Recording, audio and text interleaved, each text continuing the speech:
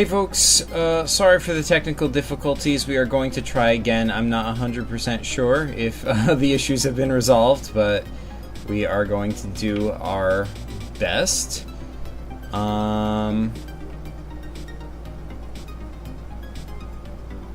So yeah, okay. So, Zach time? Yeah, let's hope. Let's hope. Look at that, Zach's hand. A hand that is professionally designed for PCG making. Yes, like somebody physically, designed my hand with all the right muscles and ligaments in just the right positions to be maximized for PCG making use.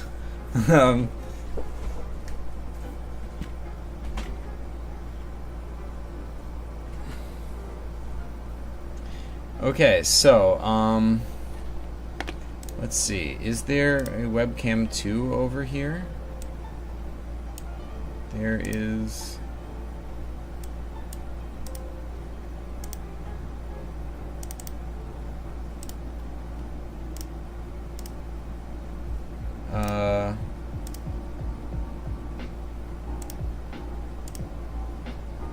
Yeah, I guess that's not going to work right now, so.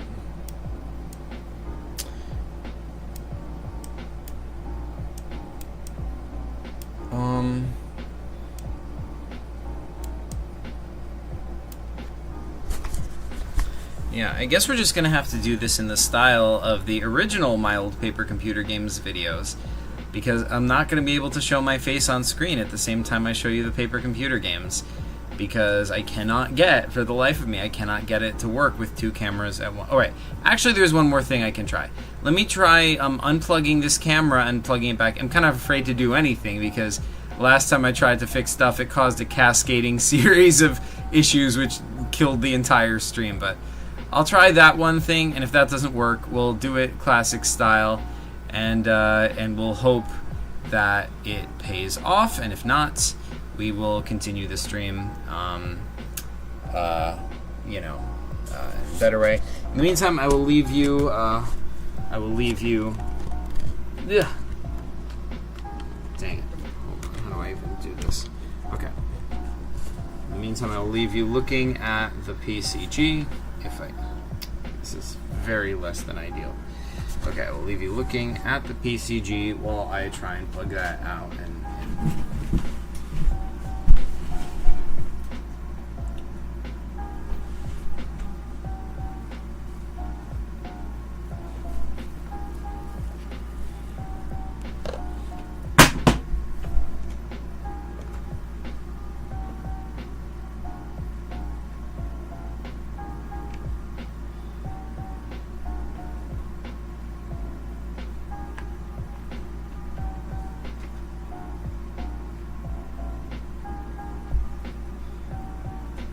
Almost there.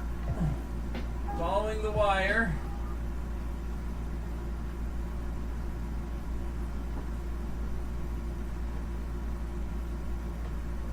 Oh, God, it's a tangled mess down here.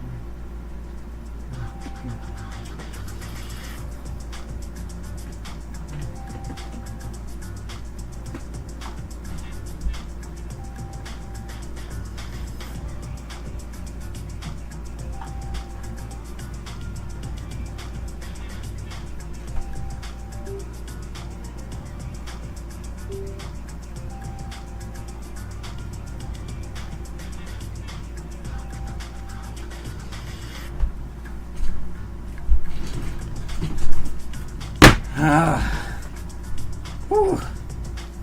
Okay, I have unplugged and replugged it.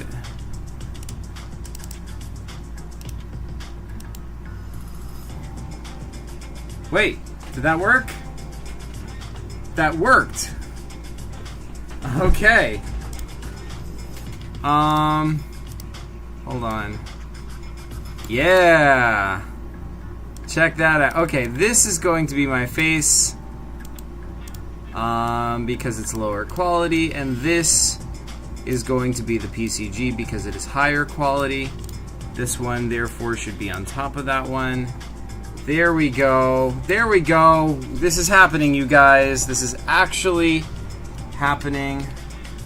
A little bit, sort of, kind of, ish, maybe. Okay.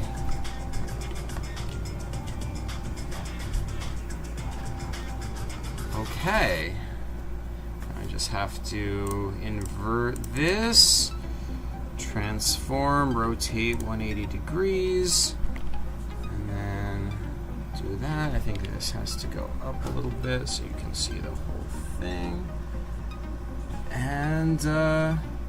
And we have a good setup. Okay. Woo! Well, if that wasn't ever an adventure. Alrighty.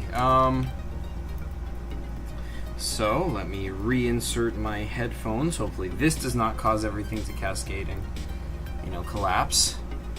Bonkinator says, what, is the Spanish PCG channel actually run by someone named Via? Yes, it is. Yes, it is run by someone named Via. And when I say run, I mean not run, because it hasn't been, like, nothing's been done with it in quite a while. Oh, hey, Arpent is on. Alright. I thought Via was a nickname. Well, it is. It is a nickname. But regardless, let's get to the purpose of this here stream. You see, the purpose is to show you guys. Well, wait, can I actually make this smaller? Will that help? Yeah, that will. Okay, good. Well, the purpose is to show you guys my old paper computer gametics, right? So this is my old paper computer game called MaNiPuLaTioN.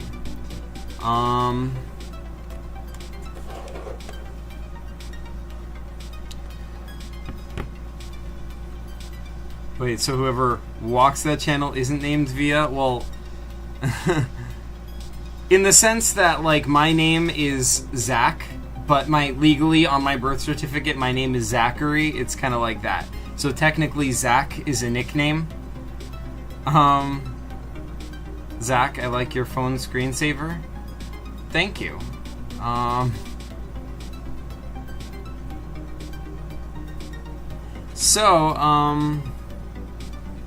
Anyway, what am I doing?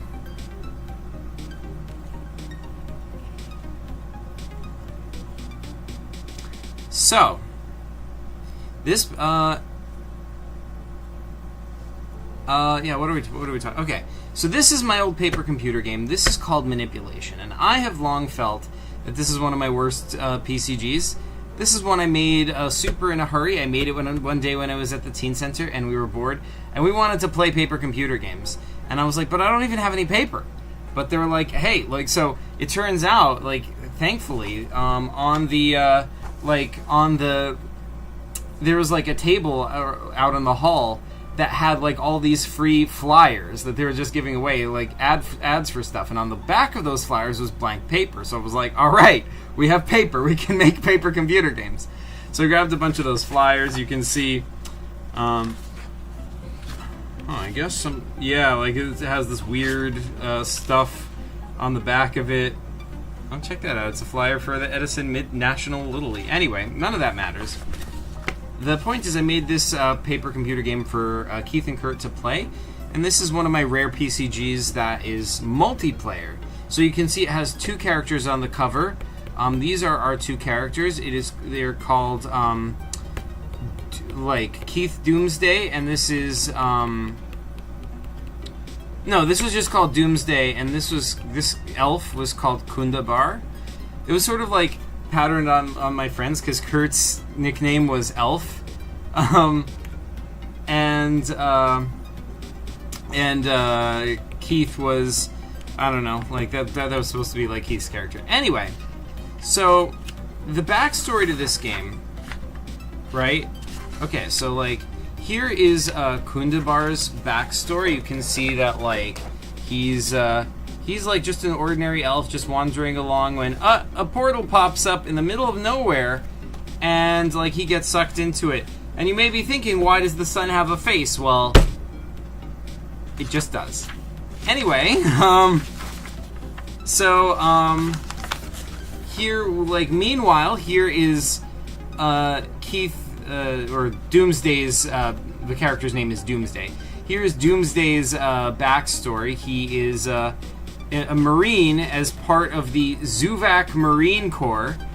So I guess this takes place in a future era when Zuvak has his own Marine Corps, and Doomsday is a part of that Marine Corps.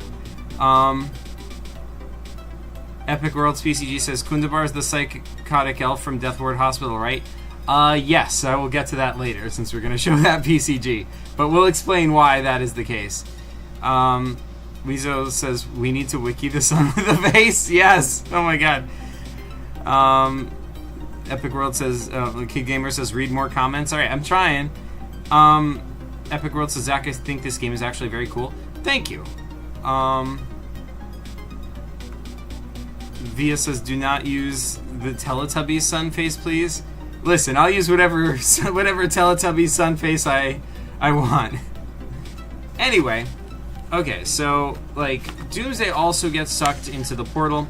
That is the backstory, and here both of them are confronted by this guy. Dun dun dun. This is El Gador. El Gador is like their mentor. He's like, hello, I have summoned you here to help me, you know, save the world, whatever. He's sort of like a play on, you know, like on like Zordon from Power Rangers, and that he's like a giant head or whatever, something like that. Except the difference is, you know, like this guy's evil, whereas like, you know, Zordon from Power Rangers is not. So he's supposed to be like your ally. Like, see. Okay, sorry to give away the twist ending at the end of this game, but at the end of this game, it is going to be revealed that this guy is actually evil, and he hires you, making you think that he's a good guy and that he's, you know, he's bringing you here to help save the world, right? But in the end, surprise, it's going to be a bad guy. But see, this is where the beginning of like it being a you know, hastily done PCG comes in, because, you know, if it was supposed to be a surprise that he's evil, well, I sure didn't help that by making him, like, look at he looks. Like, how could he not be evil? Look at this face. He's like, I want to kill everybody. Like, oh, man. Anyway, so, like, this is their first challenge, and, like, they have to, like, play basically Pong against each other. They have to, like, move these paddles back and forth, and the ball goes back and forth. And, like, that's just, like, basically a warm-up to get them playing with each other. Then, you know, after they pass that, in the next screen, like, they're just El Gador is just teleporting them to these places, by the way. They're not getting anywhere. Wait, hold on.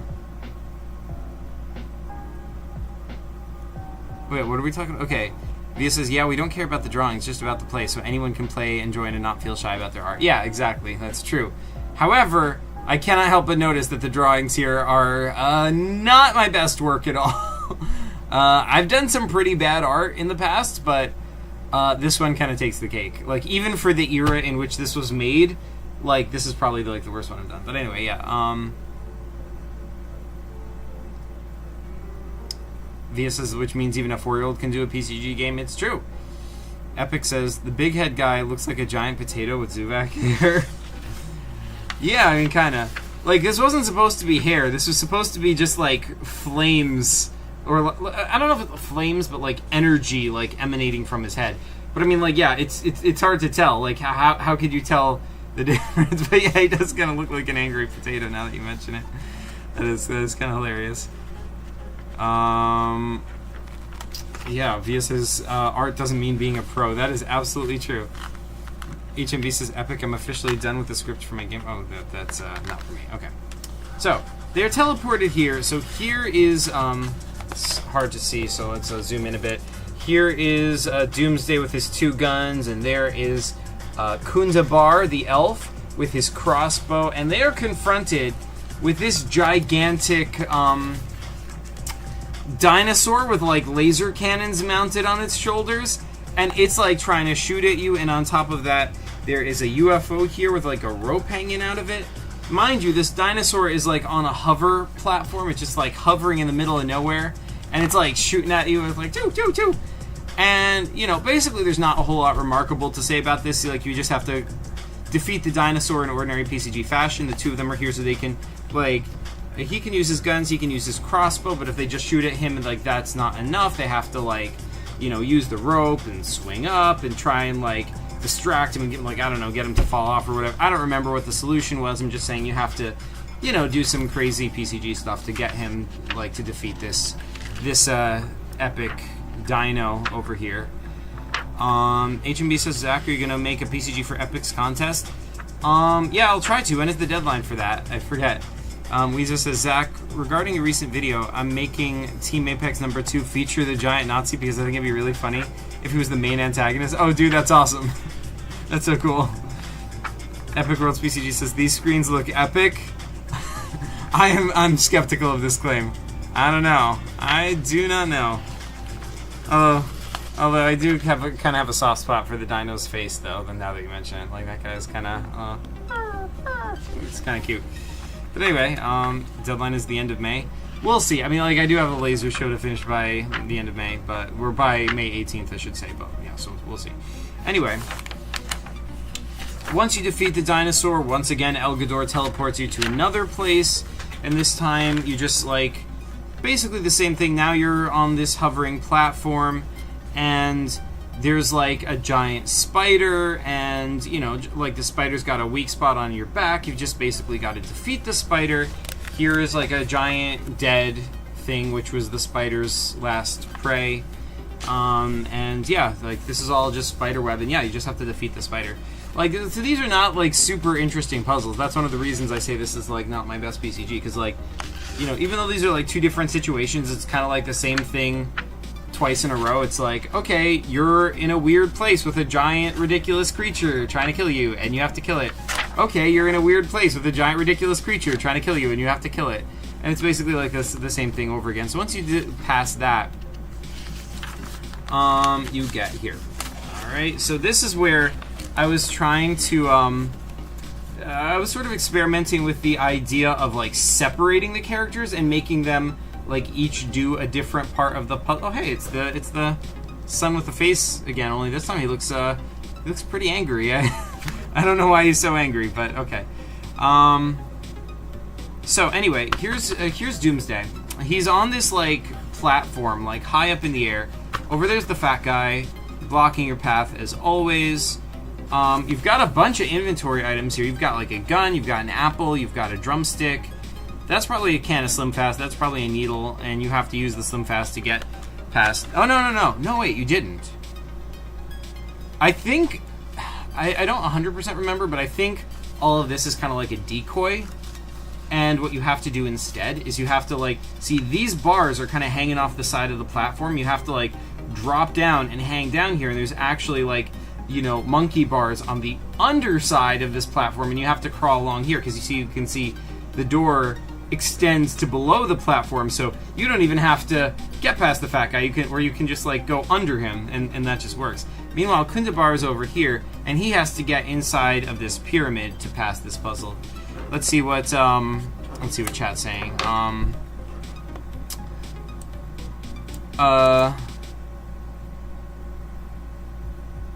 Via says, I should be animating instead, I'm here. Yeah, but to be fair, if everyone did what they were supposed to be doing, there'd be chaos. Weezer says, this is the worst PCG Zach. You should be ashamed of yourself. Even Chris is better than this. Whoa. Low blow, man. Low blow. Like, that was fine up until we got to the point where even Chris is better than... Like, listen. My worst PCG is, like, 1 trillion times better than Chris's best PCG. Like, there's just, like... like, just the fact that Chris made it just, like, inherently infuses it with Chris suckiness. Like, if Chris were... Like, the only way this PCG could be worse is if it were made by Chris. Like, let's say that. Anyway. Kid Gamer says, I love Pokemon cards. Please look at my comment. Yeah, Pokemon cards are cool. But yeah, Weasel says, I mentioned Chris was the PCG devil. Yeah, seriously.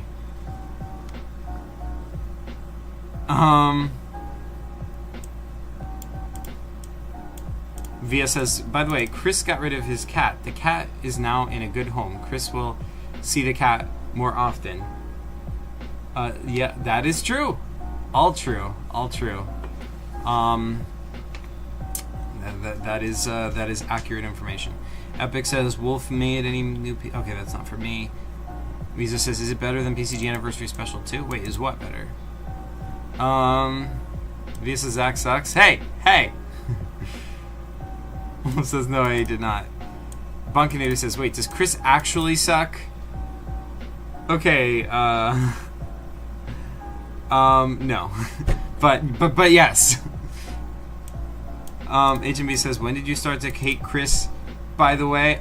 Pretty much, like, the first time I met him, which was, like, I don't know, early 90s. We were, like...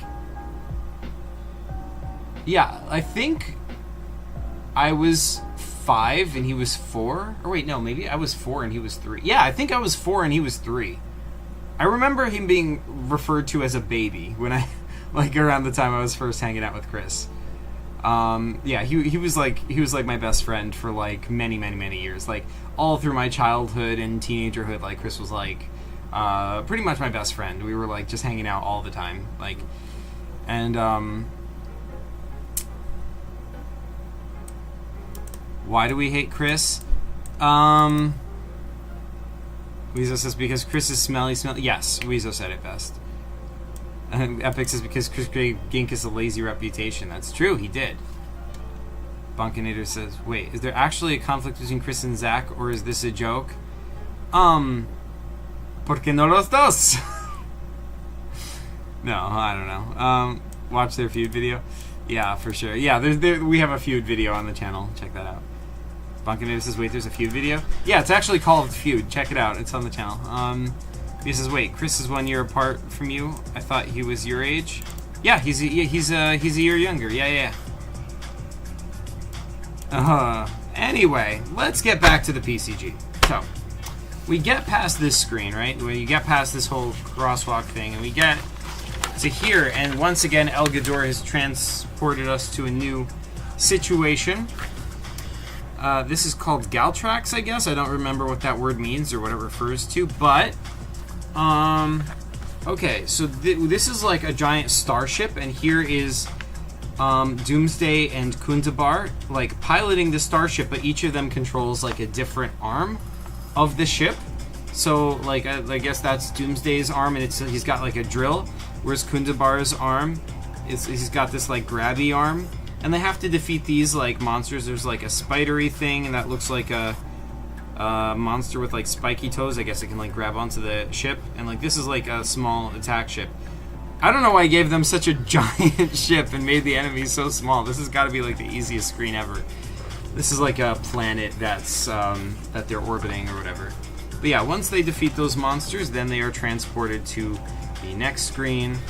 Wait, wow, this is upside down. So yeah,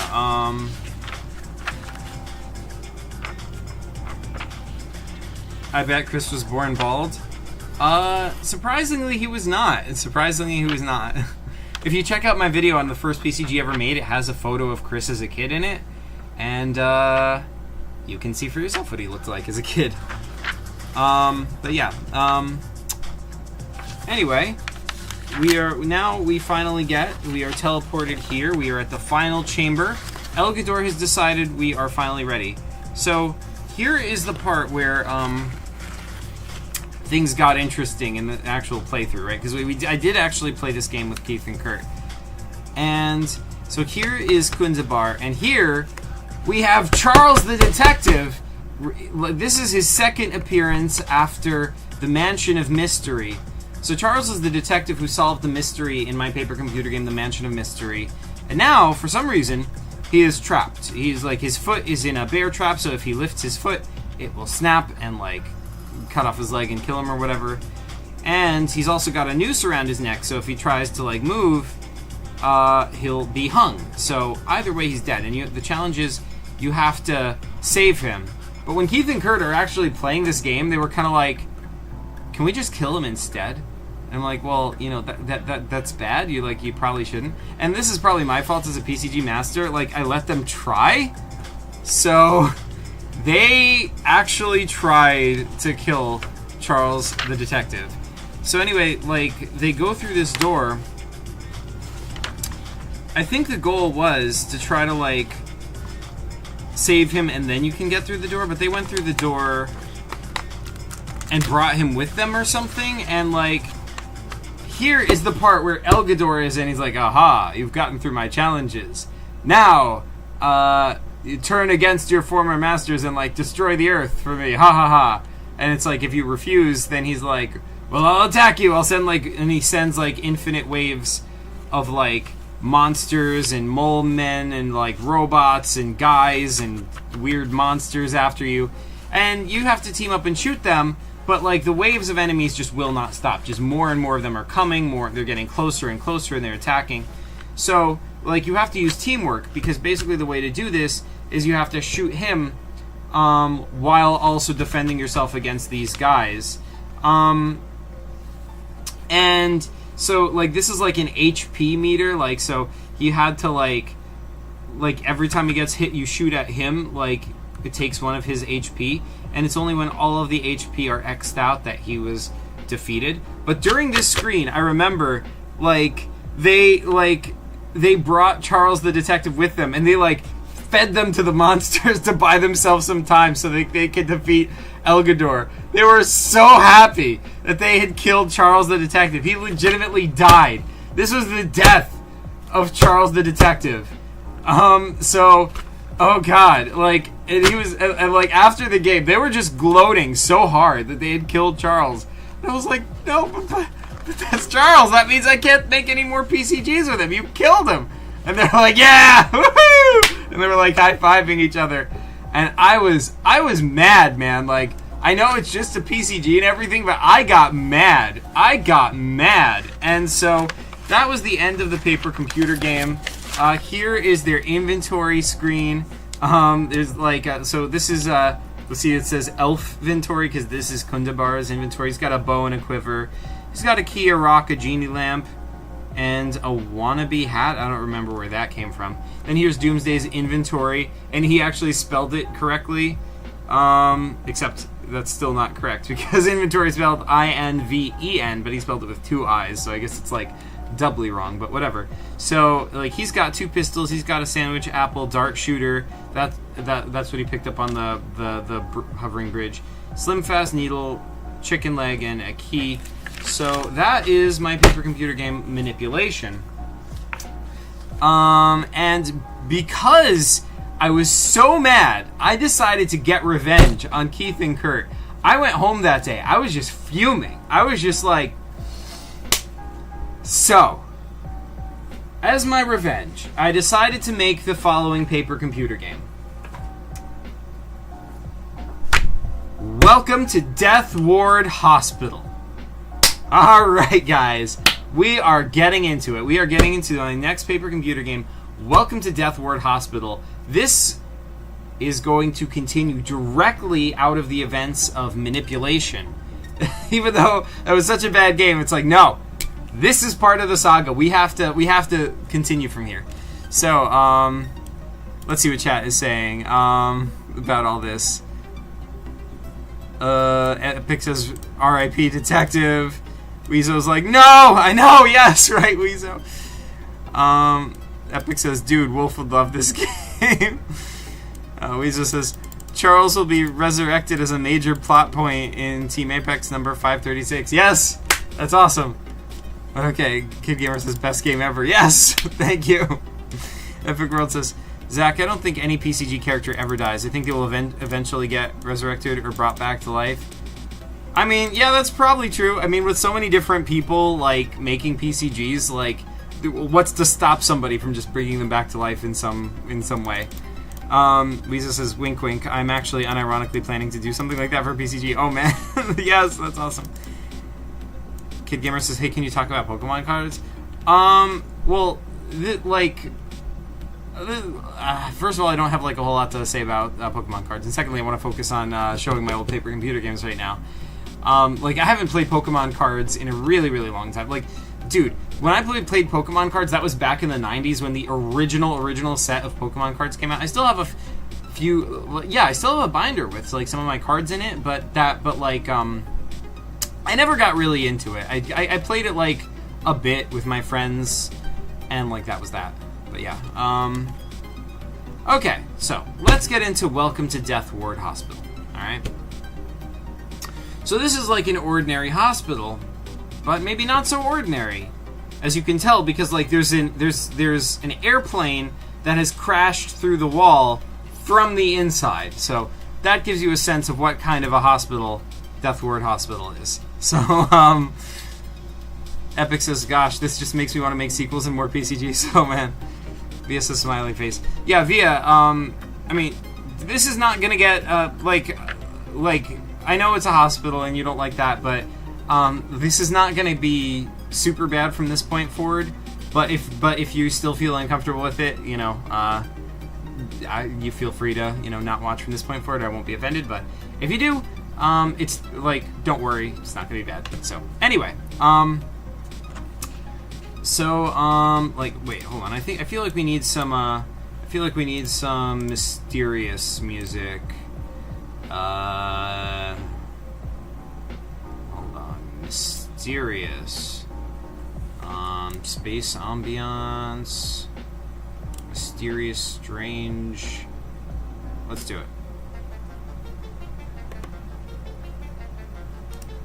Let's do space ambiance. Okay. So,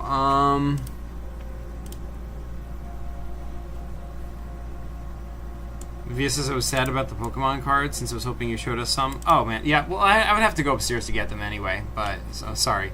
Yeah, but yeah, I wanted to give you that warning anyway, regardless. But yeah, Epic says this is a PCG channel, not a Pokemon channel. Oh wait, Zach made a Pokemon PCG. Yeah, yeah, that's true. But yeah.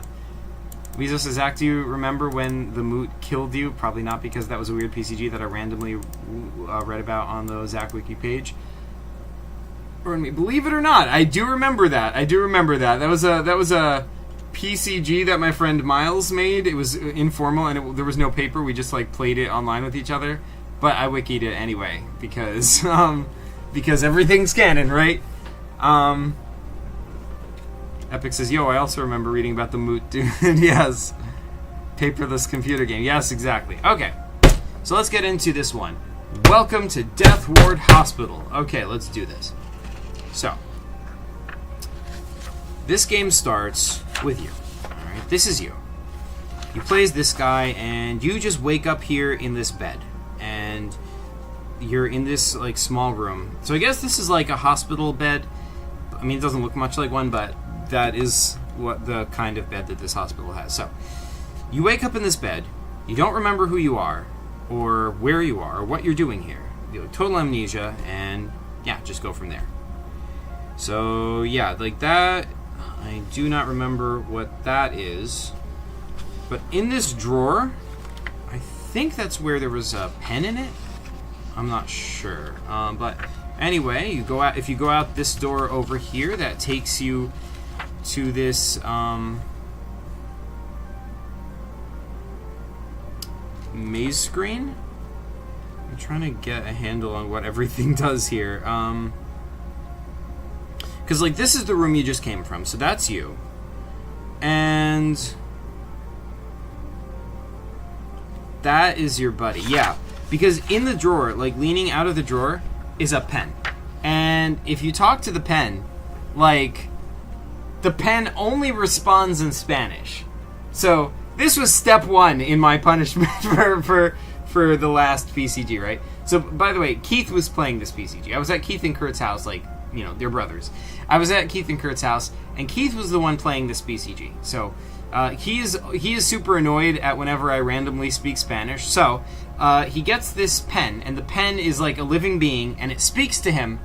And the thing with Penn, which I think is a really good character, actually, but yeah, the thing with Penn is that Penn knows the solution to every puzzle, but he can only speak Spanish. He will only tell you the solution in Spanish. So if, Keith would be like, hey, do you know how I can get out of here? And he'll be like, claro, puedes abrir la puerta. Debajo de la, whatever. He'll just explain the whole thing in Spanish, and then if Keith didn't understand that, oh well. He should have studied Spanish before playing this BCG. Epic World says, wait, hold on. I'm behind on chat. Weezo says, punches Death Ward Hospital. Epic says, okay, I can tell you wanted your revenge from the last game because the art is very epic. Thank you. Yeah, this one I had a lot more time to make. I made this one at home, so I put a lot more effort into it. Kid Gamer says, I'm a big fan of you, man. Thanks so much. Epic says, this reminds me of my PCG Prisons of Hell, which was meant to torture the person that played it.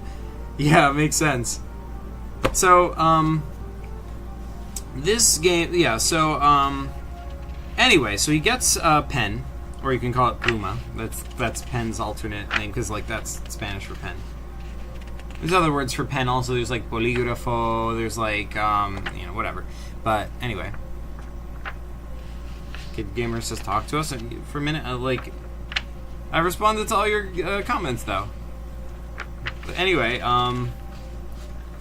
so yeah, we get out here into this maze screen immediately. So yeah, this is just a maze screen that goes to a lot of different places. Let's see what we can remember from this. So over here, I no idea what that is. There's this dude in a suit, no idea who that is. That's Alexander. That is Alexander from the Mansion of Mystery. So, yeah, Alexander, if you don't remember from the Mansion of Mystery, he was you had to, in that game, you had to figure out who was committed the murder. And Alexander was, the obvious suspect because he's, the obviously evil, maniacal person, yes, I will kill my master. But he turned out to be innocent. So he wasn't the one who did it. So yeah, anyway, he's here now, sitting in the chair. He won't be very useful. Then, let's see. I think these paths that go off the screen, they just lead to certain death. I think this well, let's see what... Yeah, this well leads down to here. So you can, climb down the ladder into this underground area. This is, a whole,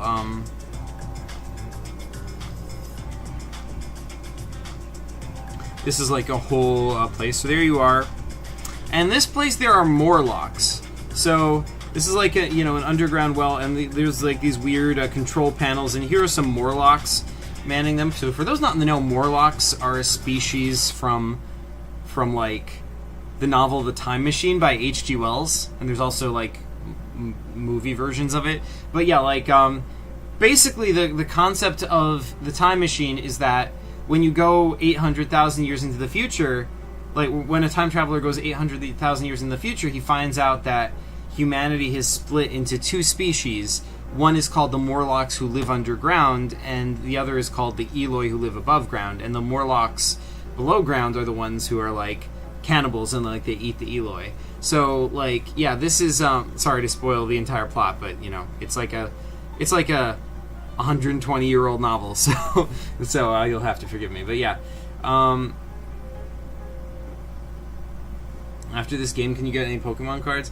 No, because I have maybe later. I might show them. If you're still around later, I might show them if you want. I'll run up and grab them real quick. Epic World says I would love to play this PCG. Yeah, I really like this one as well. This was a really fun one to play. Anyway, so you have to, you beat up the Morlocks or whatever. You have to use their control panels in the right order, and you open that grate, and that leads to this guy. This is Gorbertron. I don't know why I remember his name, but he was Gorbertron. He was the Uber Morlock. So this is based on specifically the 2002 remake of the Time Machine movie. because in that one they were Uber Morlocks that had like a giant brain that extends like out the back of their head. So that this guy is like one of that type, but he's not the same one from that movie. Anyway, like this is an original character. He's an Uber Morlock named Gorbatron, and he is like super evil, but actually he's also super friendly. So he will actually help you out. That's so like, you know, you thought he was going to be a boss, but no, he'll actually just be like, well, so you made it to my lair, and then you're like, oh, can you help me? And he's like, yes, of course. So he sounds super sketchy and super evil, but then he's actually super helpful. He'll just like help you in any way that he can. So anyway, so that's Gorbatron. So yeah, I think from that point, like that was the end of this tunnel. So then from there you go back up to here. This was a spike ball. This is like an alternate form of an 8-ball, which is way spikier. It just has like giant crystal spikes growing out of it. Like, so way deadlier than the original 8-ball. So you had to figure out how to basically, I remember the way to defeat this guy was to like put a bomb over here somewhere and then lure him over and then blow him up when he's over the bomb. That was the solution. Over here there is that, as I recall, let's kind of zoom in. This was my variation of a zoo chomper. So zoo chompers are a species from Kurtz PCGs. They're like gelatinous creatures that can merge together or can take on different forms based on what they've eaten. But anyway, this is a lunar zoo chomper. I call it a lunar zoo chomper because it has a head that looks kind of like a crescent shape, like a moon. And so yeah, this is like a new variant of that species that I created for this PCG. Because I really like the idea of creating like alternate variants of creatures that, you know, other people have created. Epic World says, did you wiki that character? Yeah, I believe so. Epic says there are too many zoo chompers to count. It's true. There's a lot. So yeah, like this looks like there's little wires and disconnected, and you have to do a puzzle there. Yeah, I don't remember what like any of this stuff is. There's a giant bug here. Obviously, you have to defeat that. Oh, and then behind this door, I think that was Xandria. Xandria was another one of the suspects from the Mansion of Mystery.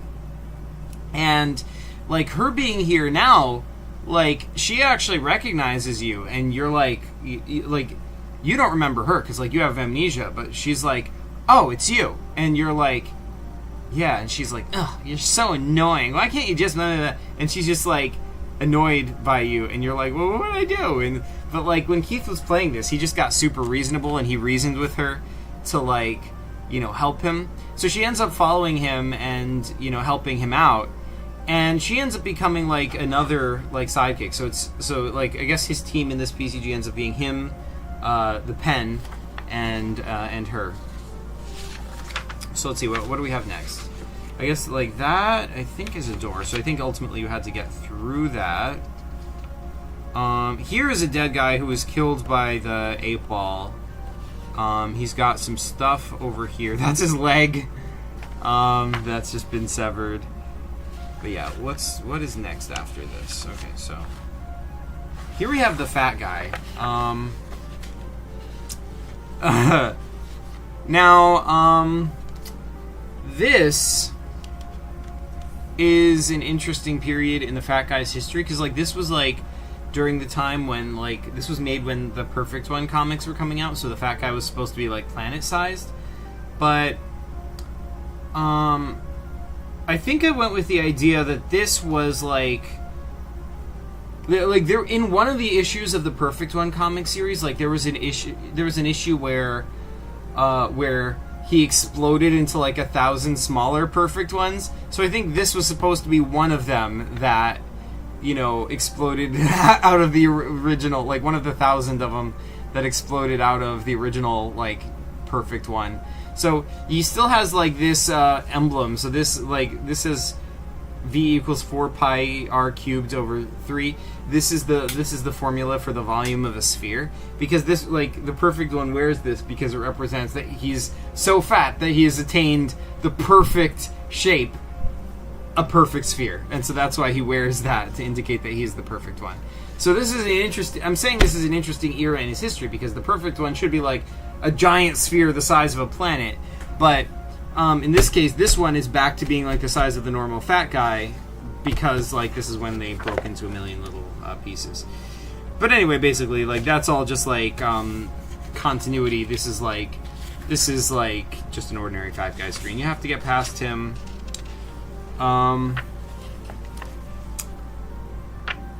Epic World says, out of all your friends, who's the best at playing PCGs? Shoot, I don't know.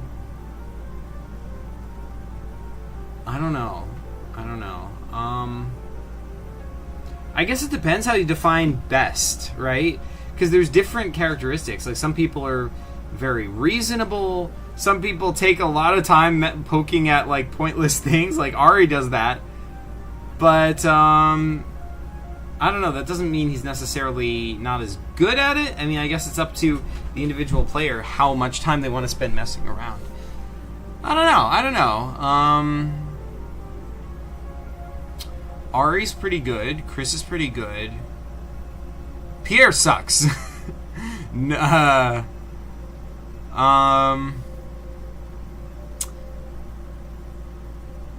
I guess I would have to go with Pierre. Kid Gamer says, when you're done with this stream, make a new stream for the Pokemon cards. Like, dude, like, first of all, there's not enough Pokemon cards to fill a whole stream. Like, it's like not too many. It would be like 5 minutes of, hey, here's this one, here's that one. Like, and I didn't play with them a ton, so I'm not gonna have interesting stories to say about them or anything. So it's gonna be a quick thing. Anyway, Epic says that's some epic perfect one lore. Thank you. Epic says key game. All right, yeah. So anyway,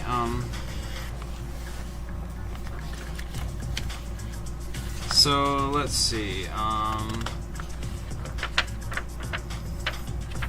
Yeah, I don't remember how you get to this place. So let's see. It has to be through one of these doors. I guess it must be that you go through here, you get to the fat guy, and then after that, oh yeah, under the fat guy, there's a hole, and then you fall down into this, and this is like a flooded airplane. Now, like the fuselage of an airplane. So here's like the seats where the passengers would sit.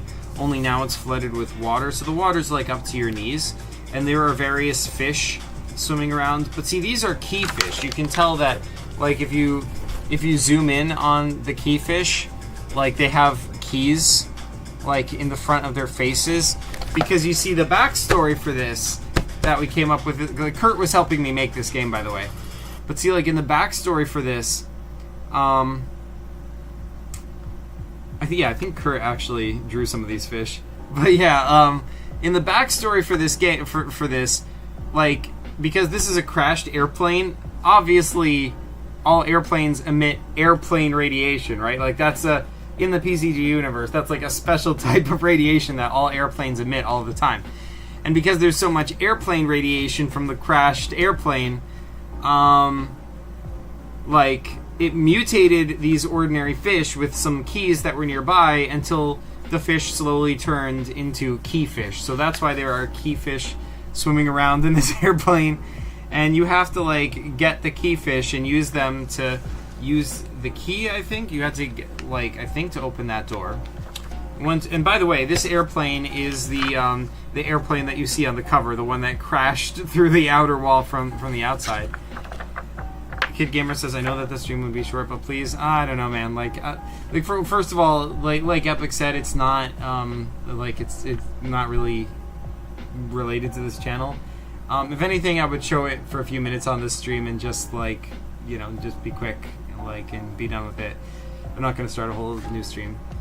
I'm sorry. No, you're all right. No worries. Nothing to be sorry for. Anyway, Epic, you still there? So yeah.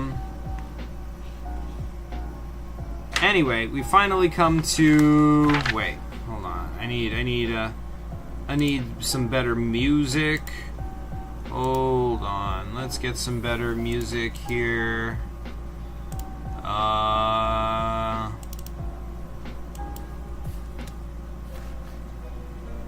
Yeah, perfect. Okay, so. Wait. There we go. Okay, so, yes, of course, I'm here, Zach. I would never miss this. Awesome. Thanks so much, dude. So, yeah, here we are in the plane. So, I think once you get through the plane, I think this was a lot more complicated, but I don't remember. But here we are. We finally encounter, dun dun dun, the final boss. He's like, ha ha ha, yes, you have stumbled across all my plans. So, so this is a Pinchzoid Krabicus. This is his second appearance after Chris's PCG, Relics of the Sea. Now, you will recall in that PCG, Pinchzoid Krabicus was the final boss. He's like a giant crab that's been mutated by a crystal, and he's underwater, and he was a lot bigger than this. And you have to defeat him, get rid of the crystal, and he mutates back into an ordinary crab. But here he has reappeared, and clearly he's big again, or at least human-sized big. He is in the cockpit of this of the crashed airplane. Here is his accomplice, Jetfin, the planefish. So this is a fish that was heavily exposed to airplane radiation, so much so that he mutated into a half airplane, half fish. So yeah, we've got Jetfin the planefish, and he's going to attack you. And then we've also got Pinchzoid Krabicus. By the way, this is the game that gave him the name Pinchzoid Krabicus.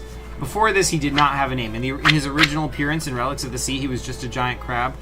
But Kurt and I brainstormed names until we came up with Pinchzoid Krabicus. So that is why, forevermore, he has the name Pinchzoid Krabicus.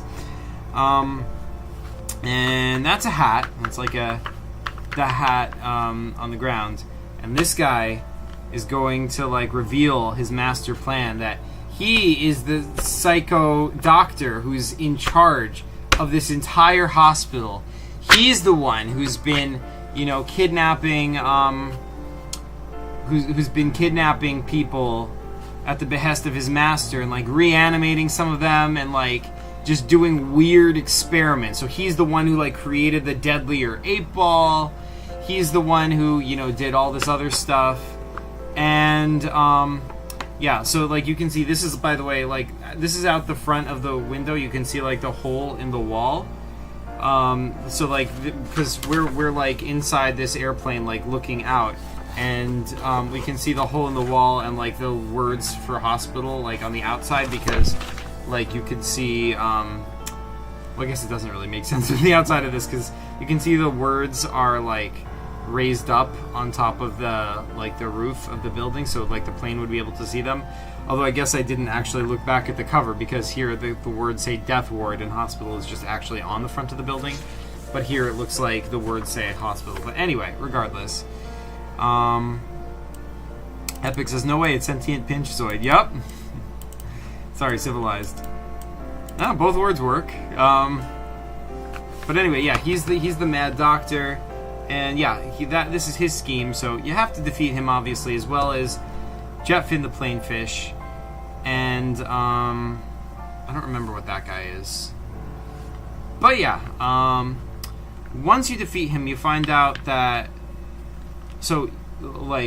that his master is in the next room. So you have to continue onto the door in the side, and it goes to the next room. And here is the final room of the game. You are confronted by this guy, and he's like a ghost floating in midair, and he's got spiky fingers, And if you make him too mad, he will kill you with his spiky fingers, even though he's a ghost.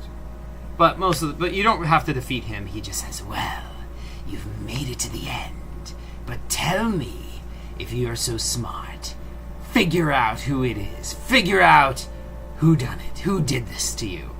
And in this room, there are paintings of all the characters in the game, as well as some that aren't in the game, I guess. So we've got this one just says Crab Boss, but that's Pinchtoid Crabicus. We've got the Plain Fish. We've got Inventory Guy, because this is the guy in your inventory screen. Whoops. Spoilers.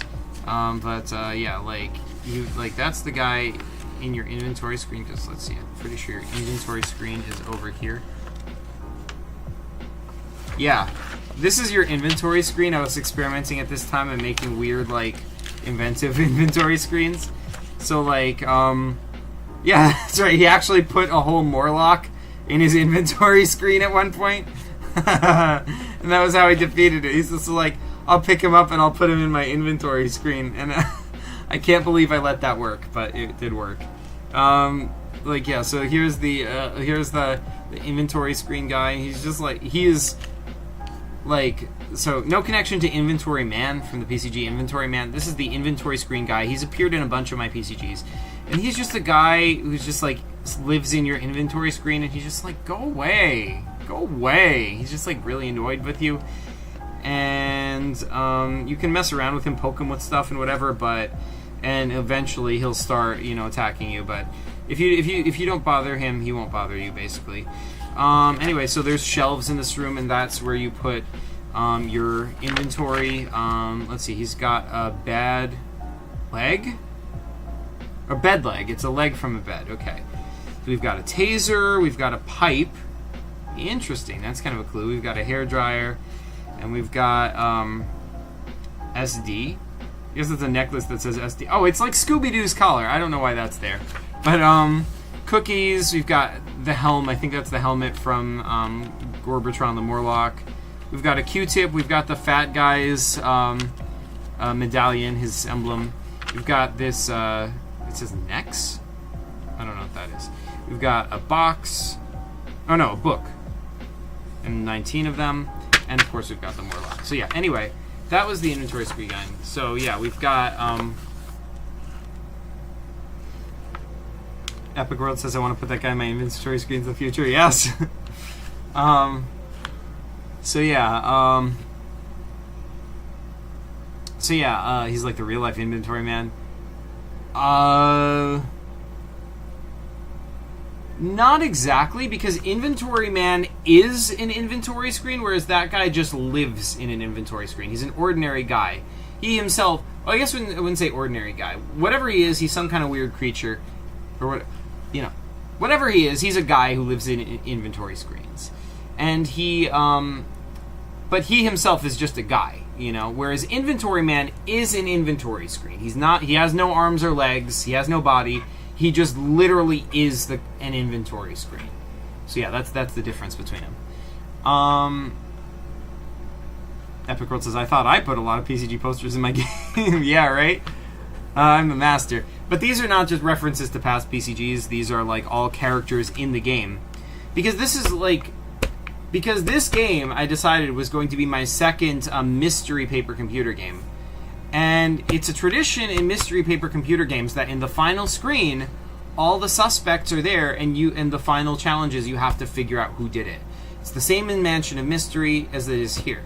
So, but this time I wanted to take that tradition, but do it a little bit differently. Instead of actually having the people physically there, I said, let's put paintings of them, and then and one guy here, and you have to figure out who did it. Epic World says, does looking through your old games make you want to continue them? Yes, absolutely. Actually, ever since I looked through and made the script for the Mansion of Mystery, and by the way, I put that on the PCG shop recently. It's made me seriously want to make another mystery PCG starring Charles, or some other form of a sequel to that. But yeah, it made me like reconnect with that whole idea, and I just really want to do more with that. So yeah, that is the answer to your question. So yeah, anyway, so yeah, let's see who else we got here. We've got Xandria. That's, you know, she was from Mansion of Mystery. She's like your sidekick who tags along with you even though she's annoying. You've got the inventory guy. You've got Pen, of course. He's small, but you know, but that is Pen. He is the Spanish-speaking Pen. You've got Miles. I don't know why he's here. I think I added in a bunch of random people. Miles is my friend. He's the one who made the PCG with Moot. But yeah, then we've got Moo Moo. I think he was on the previous screen. Like, that's the guy who I didn't remember who that is. And I continue to not know who that is. I think Kurt put him in there. That is clearly, obviously, one of Kurt's characters, because he was once again helping me with this PCG, but I do not remember who that was at all. Who is this? I can't even see who that is. That's a Keyfish. This is one of the Keyfish over there. So they're in the game, so they're suspect. We've got the Spike 8 Ball. I think that says Morlock. So this is just one of the Morlocks. What is it? This one says Dead Guy. So yeah, so this is just like, I guess that's probably just like the dead guy from the maze screen earlier on in the game. Like, remember this guy over here, this dead guy with his head and all that stuff ripped off. So he's a suspect. Of course, we've got Gorbatron, the Uber Morlock. We've got the perfect one. This is the Inquisitor. I don't think she was in this game. I don't know why she's here. I think I just added some random characters in, because why not? But yeah, Inquisitor is from my Mole Men PCGs. She was like a cop from the planet, like on the planet Velies. She's a good guy, but yeah, she's a weird kind of creature. She's like a head with like wings coming out of her body. I don't know. She's weird. Anyway, who is this guy? The Tux guy. Yeah, he was in the maze screen earlier, Tux guy, and I think that's all of them. So he's like, well, from the people you see here in this room, who done it? And when Keith was playing this, he immediately pointed to this guy. He was like, you did it! Like, he didn't even have to think about it. He just did that. And this guy's like, you're right. And it turns out, this guy is Kundabar. He is the ghost of Kundabar the elf from the previous BCG MaNiPuLaTioN, which I showed not too long ago in this very stream. And so he died, I guess, after the final battle, killing Elgador in the final game. But you know, at this point, he reveals what happened. He died, but he and Doomsday, before they died, had killed Charles the detective. They were the ones responsible for killing him, and then, you know, Pinch Zoid brought him here and reanimated him. So it turns out that this whole game you've been playing as Charles the detective and you didn't even know it. So this is the end. Once you've solved the mystery, it turns out that yes, indeed, you are Charles the detective. You, the guy who had amnesia that you're playing as this whole time. He is now back. He's fully alive again, and he got his like, I thought it was going to be too obvious when I put the hat here on the ground, and then when Keith was playing, he put on the hat. And he's like, I'll put it on the hat. I look cool in the hat. I'm like, all right, you got the hat on. I thought he was going to figure out, because it's Charles's hat. But he didn't. He just... And then at the end, yeah, because, like,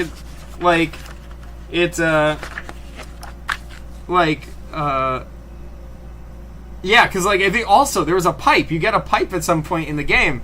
And he had the pipe in his inventory.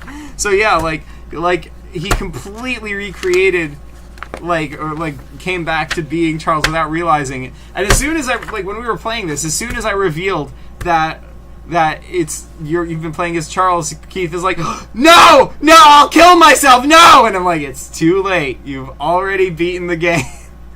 He really won. Like, they were so happy at the end of the last game when they killed Charles, but now he's back and it was all for nothing. It was the perfect revenge, you guys. It was the perfect revenge. And that is why Charles is back. He is 100% alive again at the end of this PCG. And I'm pretty sure that's the last time we've seen Charles. But canonically, as of this time, he is alive again. So that was the end of Welcome to Death Ward Hospital. What did you think about that game so far? Yeah, by the way, I should mention, I did have another Charles Mystery PCG I made after this, but this is formally the second game in the Charles Mystery series. Like, it's not labeled like that, and you only found out at the very end that it's part of this series, but if you look back at this game, it actually makes a lot of sense in retrospect, because I put a lot of characters from the Charles Mystery stories in here. Like, there's Alexander from the Mansion of Mystery, there's Xandria comes back from the Mansion of Mystery, and so, and it's a mystery game where in the final screen you have to figure out who did it. So this is fully a Charles Mystery Story series game. So after that, I started making another Charles Mystery Story game, but so I have some screens from that, but I never finished it. So I'm not going to show that today, because I still might finish the PCG and, I don't know, do playthroughs of it or whatever. But, yeah, let's see what chat has been saying about all this. Let's see.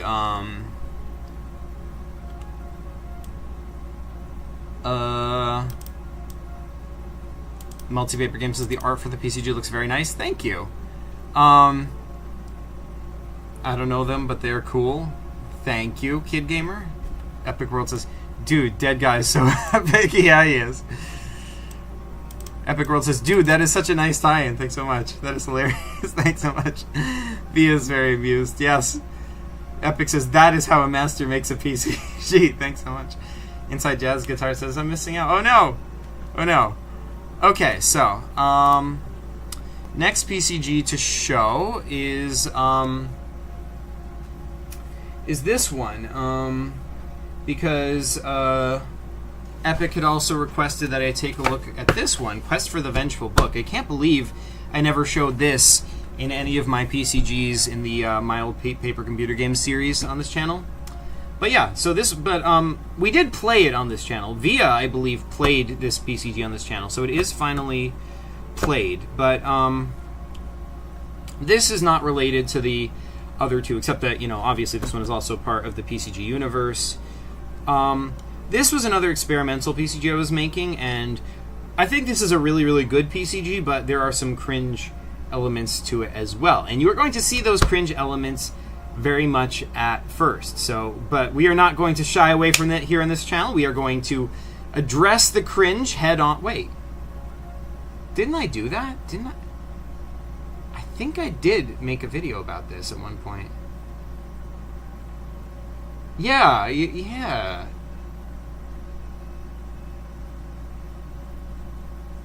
Oh no, I think I just made a video about one point of it. Anyway, we definitely played through it with Via. So yeah, let's see what chat is saying. Epic Worlds PCG says, I did not know your old PCGs were so good. Thanks so much, dude. Kid Gamer says, I came to see you, Zach. Thanks so much. Epic World says, is this the one with the stereotype? It is indeed. So let's get right into it. So first of all, this game I made for Laura. Laura is Chris's sister, and she had never really played many PCGs, and she was like, but one time in one conversation, she was like, hey, I'd try playing a PCG if you made one for me. I was like, all right, I'll try it. So I made this PCG for Laura, but then I went home and I psyched myself out. I was like, oh my god, I've never made a PCG for a girl before. I don't know how to do that. Like do I have to change it to make it, and ultimately that was a bad idea, because Laura would have been fine just playing an ordinary PCG, but I guess my head, I was like, well, all right, we're gonna make this character a girl, so we have to we have to make this all like you know, girly like. But then ultimately, most of the PCG ends up being a normal PCG. But regardless, let's get right into it. So this PCG does have a backstory. Wait, hold on. I'm gonna have to sort through to find the. There was like a backstory page in here somewhere. Here's the script. There is a script for it. I seriously need to upload this to the PCG shop because it's like there's a script, so it's like, you know, why not, right? Hold on. It's in here somewhere, I assume. Huh.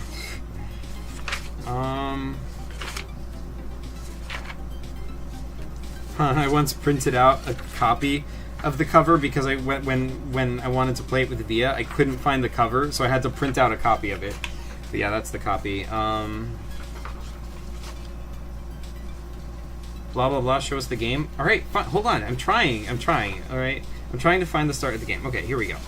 So here is the this had like the longest like written intro of most of my PCGs, and this is the part that gets very cringe. But yeah, let's do this. Okay, so from the private journal of Agent Mugstra. So this is a new character, Agent Mugstra, and it's like Mug STR tilde A.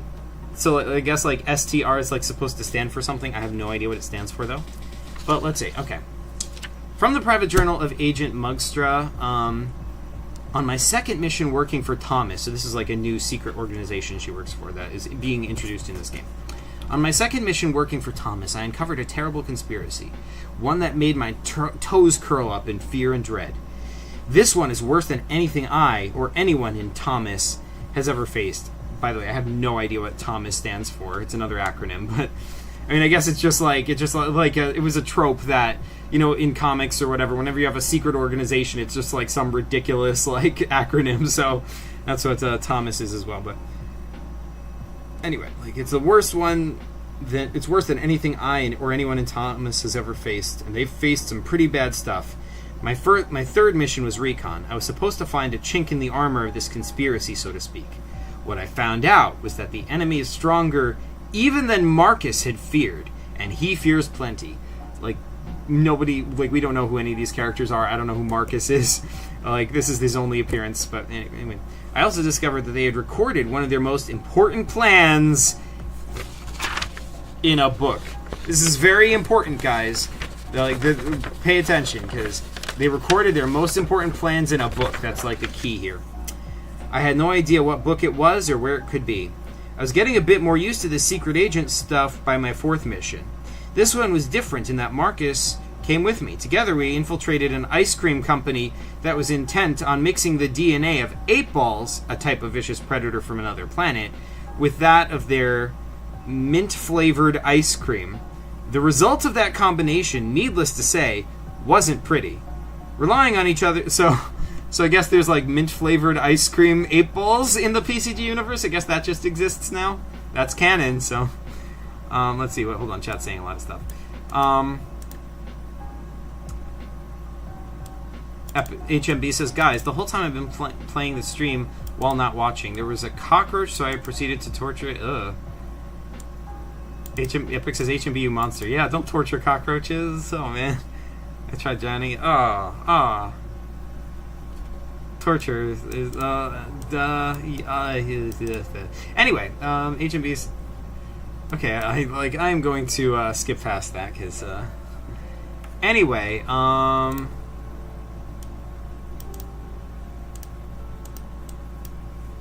also dropped it from the second floor. I don't know how it survived, dude, because insects don't like take fall damage. Like, they're very small, so when they fall, they don't build up much speed, so they're fine. But yeah, don't torture insects. That's fine. I mean, I'm sorry, it's not my business. Do what you want to do. But yeah, just me personally, I'm like super nice to insects. I don't mean to be judgmental of you or whatever, but I personally I never kill insects when I capture them. I just always like capture them in a cup and take them outside. Like I just really super like value any kind of life, and like I mean like as long as like if it's a plant, that's one thing. Like I have no problem with killing plants, you know, I mean, if you eat an apple, cool, you know, whatever, I don't care. But like if it has like a brain, if it has like some kind of an experience of the world, I try not to, you know, kill, and definitely not torture. But anyway, like that aside,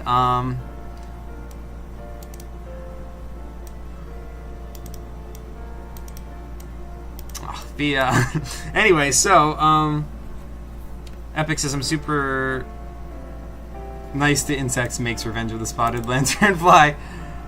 No, but yeah, that was the point of Revenge of Spotted Lanternfly, because, you know, like, the Spotted Lanternflies in my area were, like, you know, everyone was killing Spotted Lanternflies, you know, like, you know, everyone was just, like, having so, like, especially where I work, like, outside people would, like, they even put up signs encouraging people to kill Spotted Lanternflies, because there was, like, an environmental hazard or whatever. But, you know, to me, being such a person who's, like, so upset by, you know, like, you know, killing anything, like, just seeing, like, kids just so gleefully, like, killing so many bugs, like, yeah, stomp them as many as you can get, like, you know, I was like, well, what must it feel like to be a Spotted Lanternfly? You know, you're just going around your business, just living your life, and then people come out of nowhere and they're stomping you, and, like, that just got to me. It just, like, stuck in my gut, and it just, like, oh, it was so upsetting, and I just wanted to express that feeling somehow in a piece of art. Like, there's no point to it. I don't expect, like, by making that PCG, I'm gonna save the lives of any Spotted Lanternflies, but, like, but I just wanted to express that feeling, you know, because, like, yeah, I don't know, like, I can't really, like, I like, at work, I've had kids come up to me and be like, you know, and talk about how they kill Spotted Lanternflies, and I can't really say anything to them. They're kids, you know, I don't want to, you know, bother them, so I keep it to myself. But, you know, that feeling, like, I want to express it somehow, and that came out as Revenge of the Spotted Lanternflies, which is a game about the Spotted Lanternflies getting their revenge, you know? But yeah, anyway,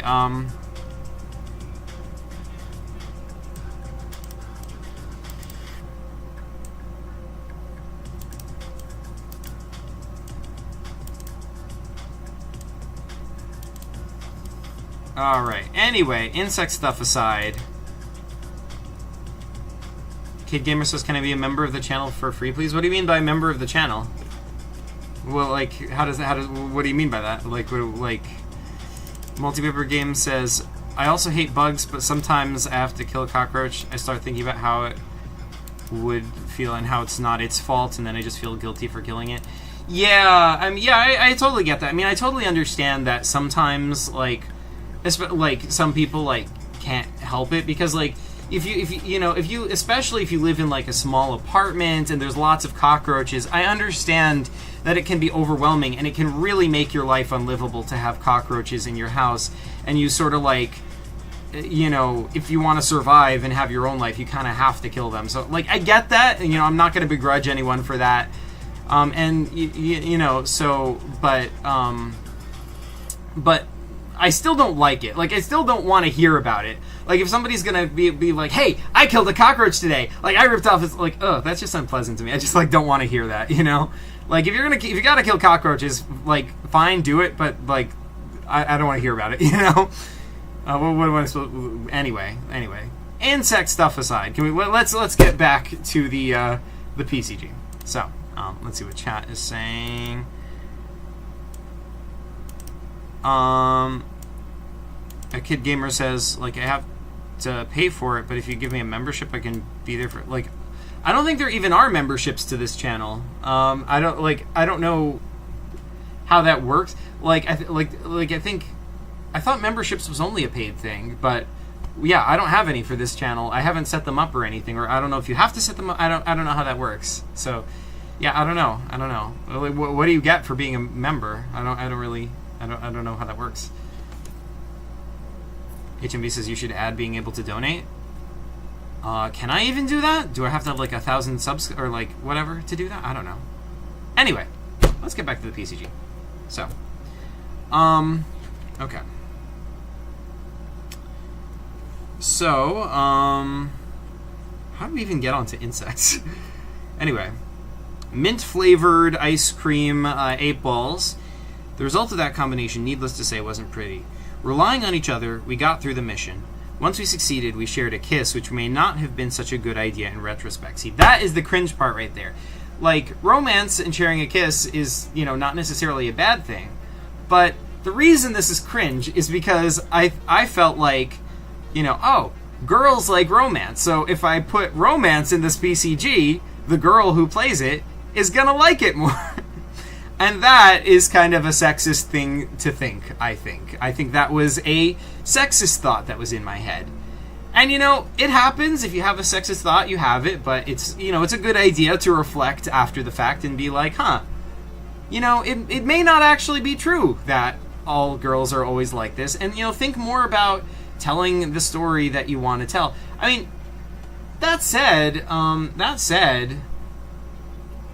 it's not necessarily, like, it's not, like, if you make a romance game specifically to appeal to girls, there's nothing necessarily wrong with that. Girls, like, romance is more popular with girls. That is true.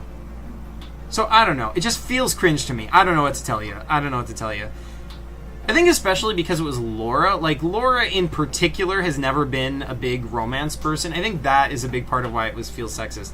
If I was making it for a generic girl audience, then that would feel a little bit less cringe to me. Although even so, it's poorly written romance, because it's like just like the beginning of the story, okay, and kiss, you know, like just out of nowhere. It's like, okay, whoa, you know, that escalated quickly. But yeah, anyway, yeah, Laura, like, in particular would never have liked that. And as soon as, like, she played it, I'm like, ooh, like, I felt like, you know, it was so obvious how stupid this is, because she would never like that. Why did I put it? Just because she's a girl, and, like, that, you know, makes zero sense. So, you know, I can be remarkably stupid sometimes, but consider your audience. And if you know exactly who your audience is going to be, if it's going to be one particular person, think about that person. Don't think about she's a girl. Don't think about, like, their identity. Think about that person, you know, and what their personality is like. So, anyway, rant aside. Multipaper says, Game says, yo, I just realized Zach posted a video today. I haven't watched it. Wait, what? I did? I did? It's news to me. I don't remember posting a video today. Maybe Chris posted a video. That would be awesome. On this channel, but yeah, I don't know. I wasn't aware of it. Multipaper Game says, was Zach trying to get a girl? No. Like, Laura was like a little sister to me. She's Chris's little sister, and she was, you know, a lot younger than me. So no, I was not interested in Laura in that way. I was just trying to make a game that she would enjoy, and I just had the thought, like, oh, putting romance in it means girls are gonna like it. So yeah, I don't know what to tell you about that, but Epic World says, Zach, we learned from our PCGs. Yes, absolutely. If you do a Pokemon cards video, mention me, please. Yeah, for sure, but I probably won't do a video specifically about Pokemon cards. I mean, if you want, like I said, you can get me to show them in a stream, but I'm not going to do a whole video just about that. Yeah, so, I'm a YouTuber too. Cool. Weasel says, at least you're smarter than Chris. Oh, that is a pretty low bar to pass, but you're right. That does make me feel better. Thank you. Anyway, so, HMB says, Zach, maybe on your second channel just post a 1-minute vid. I mean, yeah, I could do that, but, like, I'll think about it, but, I guess the issue is, it's just, the effort of doing it, you know, like, I would have to edit and everything, and, like, do I really want to do that? I'll think about it. I might do it. Anyway, or a YouTube short? Yeah, it could be. We'll see. Okay, so anyway,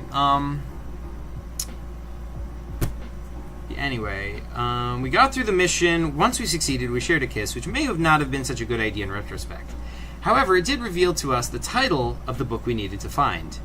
Notice that this doesn't tell you the title of the book you need to find. The characters know, but we, the players, do not know that. During the next 2 weeks, I didn't hear from Thomas or Marcus. I didn't know what was happening in either situation, so I just got more and more restless and confused, not to mention frustrated. Unable to stand it, I decided to start looking for the damn book myself. I knew exactly where to start looking, of course. Where else can one find a book but in Barnes & Noble? Dun dun dun. So yeah, like this is just this intro, just in general, is just way too long and pointlessly complex. Like, okay, I would have just like, if I had to remake this now, I would just be like on my second mission for Thomas, I uncovered a terrible conspiracy, cut out most of this. We discovered it has to be a book, and cut out the rest. Where else to find a book but in Barnes and Noble? And that would be a darn good. Intro to a PCG. If you just cut out like 90% of this text, it'll just work great. But anyway, so yeah. Now that we're through that, let's get through the good part. Let's get to the good part of the PCG.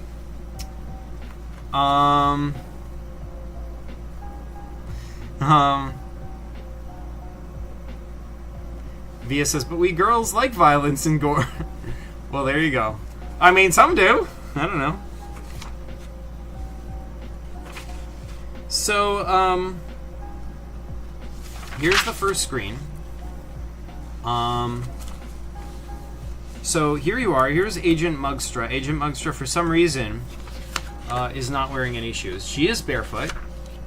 That's not for any reason. That's just like, I don't know. I didn't feel like drawing shoes for some reason. And here we are in the opening section of Barnes & Noble. So, from there, she can explore all the various sections of Barnes & Noble. So if you go into one of these sections, like here's the foreign language section, the cooking section, the, what does that say? Looks like Ki-Fi. I don't know what that is. This is spirituality section. There's a couple of other sections here. So you can go into the various sections, or you can go straight ahead into the used book section. Like, by the way, in real life, I went to Barnes & Noble's a lot. And I would just hang out there and read books and whatever, and, you know, sometimes buy books, and it was fun.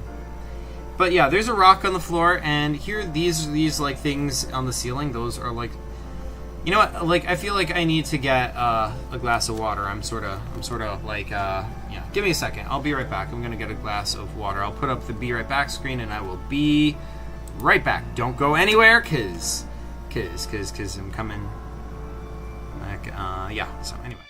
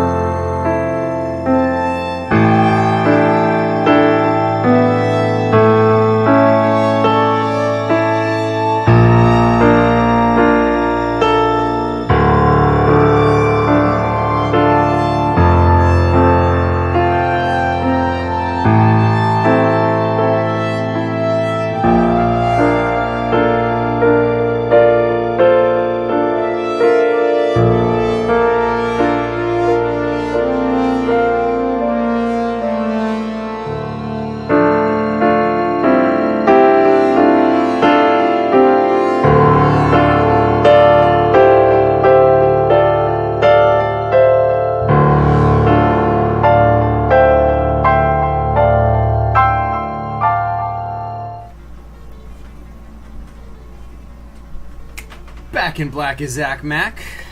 Okay. Oh my god. Oh my god. Chat is getting spammed with soup. Oh my god. Soup Clan, bacon soup. I just had some soup last night. I recommended Zach to get soup. Yeah, well, but I didn't. Haha. Bacon soup, turtle soup.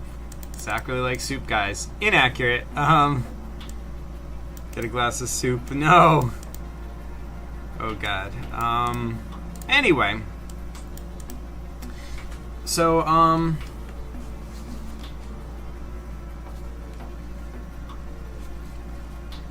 yeah. So here in this first room, like these lamps up on the ceiling, they're sort of just like cool fancy lamps. I really kind of like the way this looks.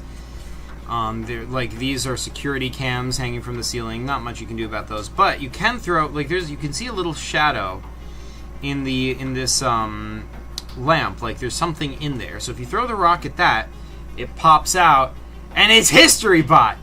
It's HistoryBot, you guys. I'm not sure if this is HistoryBot's first appearance or second appearance. I think this is his first appearance. Yeah, I'm pretty sure this is his first appearance. Now, see, HistoryBot is Agent Mugstra's sidekick in this PCG. He's, you see, HistoryBot is he's a little hovering, like, spherical robot. And he comes from the far future. And he's here not to help you. He can't help you. He can't harm you. He's here just to record history. So he'll follow you around, and, like, but he will, like, he can't get involved, because to get involved, like, since he's from the far future, if he gets involved in anything that happens, that would mess up the timeline. So he doesn't want to mess up the timeline, so he will not help with anything important. But he will help with, like, minor, stupid stuff that doesn't really help you solve a puzzle. So he'll help you, like, you know, I don't know, translate books or whatever. Which is weird, because, like, why wouldn't that mess up the timeline? But either way, that's HistoryBot. After this PCG, he would make a reappearance in Fried Calamari and, like, other PCGs I've made, and he would, you know. But this is the beginning of HistoryBot. In, like, you can't see him here because that's just the shadow, but in future screens, you will see what he looks like. Huh, wait, on the back it says... Oh yeah, like it's like I'm reminding myself, like I drew the notes on the back. Sidekick, break light with rock, it says. And then here, because see, this is behind the part where the shadow on the thing is. You could kind of, if you hold it just right, yeah, you can see through the paper. But anyway,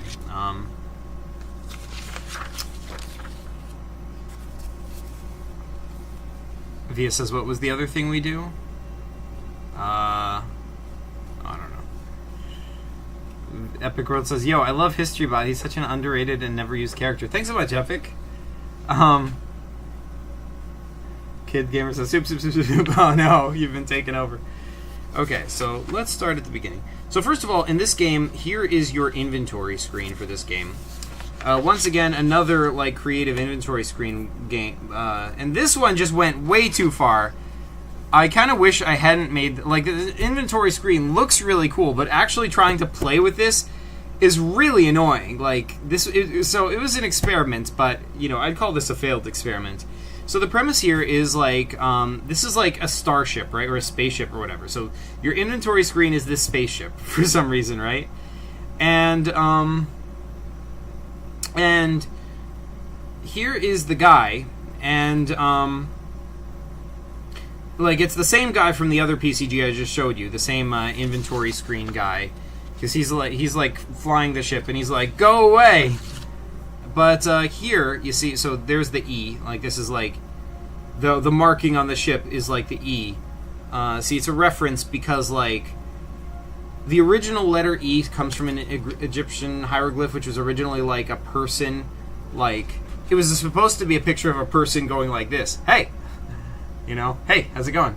Like, and that was the original inspiration that led for the symbol that evolved into our letter E. So that's why I put the E here, which, again, for those not in the know, I mean, I'm sure most of you know about E, but it's tradition for PCGs to have E on it because Chris originally misspelled it and you know, put E as the, yeah, like E for inventory, yeah. Anyway, so yeah, the premise here is that these are like the engines of the spaceship.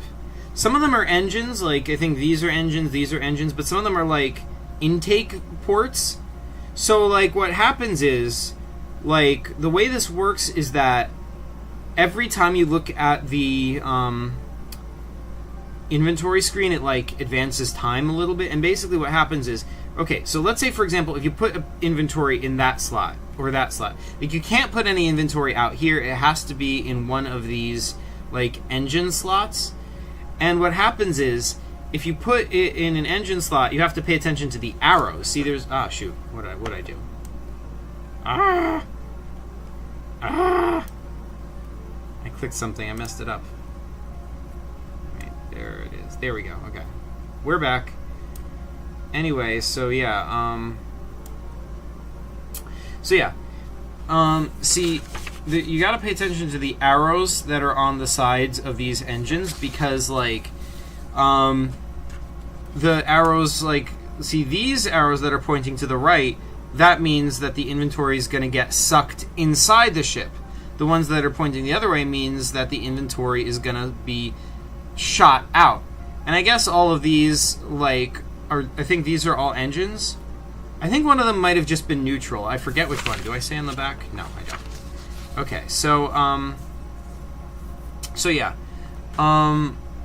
So one of them is neutral, so it's like, yeah, I think it might be this one, might be the only one where you don't lose your inventory no matter what. But I think what happens is, for the inventory that gets sucked into the ship, then, like, the next time you come back, it's gone, and then the time after that, it's back, but it's in, like, one of these out things. And if you don't use it then, it'll get shot back out into space. And I don't explain any of this to you when you're playing the game. You just have to figure it out through trial and error, which means, of course, you have to lose a lot of inventory. Of course, you can still save game, but still, like, yeah, still, that's a lot. Let's see what's what chat is saying. Soup. Zaxi needs some supervision during his PCG streams. We can't let him think he's a super PCG. Oh God, you're killing me. You're killing me. Soup. Ah.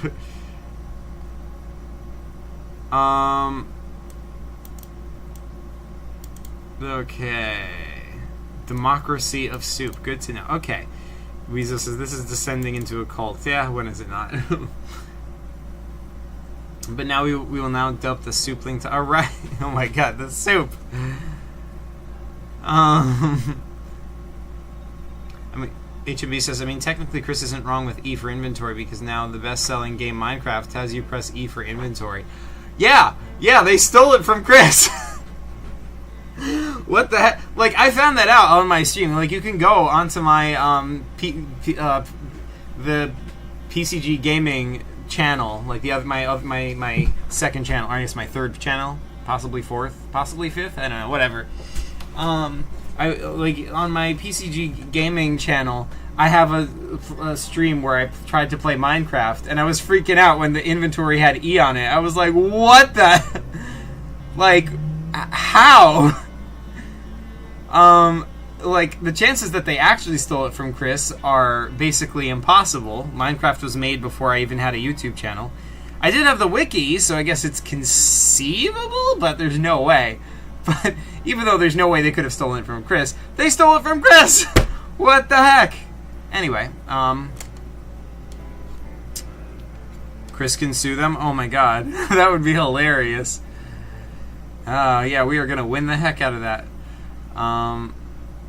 Anyway, so that is the inventory screen. It is not very practical to use, and whenever we've tried to actually play this, I've mostly just ignored this, because first of all, I can't freaking remember, like, the timing and, like, when it's supposed to go in or when it's supposed to go out or whatever, and it's like, and then if they lose a critical item, then it's like, well, what are we supposed to do now, you know? And they don't know that they have to save game to go back for it. They think, oh okay, guess that's weird. And they just keep playing. So that makes me be like, I think when we were playing with Via, I don't remember what we did, but Via, tell me, like, correct me if I'm wrong. I think we might have just, like, you know, said, screw it, I'm just going to ignore that rule and just, like, put the, you know, whatevers. Anyway, that's the inventory screen. Well, yeah, let's see. So, let's explore these sections. They're all out of order, so I can't show them to you because it's going to spoil stuff. This game is pretty intense. It has a lot going on, but I think like the early stuff. Okay, here's a section. Yeah, here's one of the sections you can go into. I think this is the cooking section. And because it's the cooking section, right?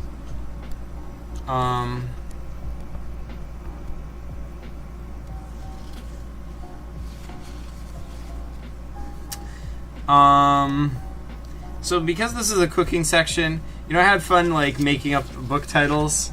Let's see, this is like omelets, what they are, how to eat omelets, Omelet Nation, omelets and sex, a comparison. Oh, I'm sorry, I don't know if that's appropriate for this audience. I'll try to be more careful. But yeah, let's see. Eating omelets. I was just going crazy with like omelet-related titles.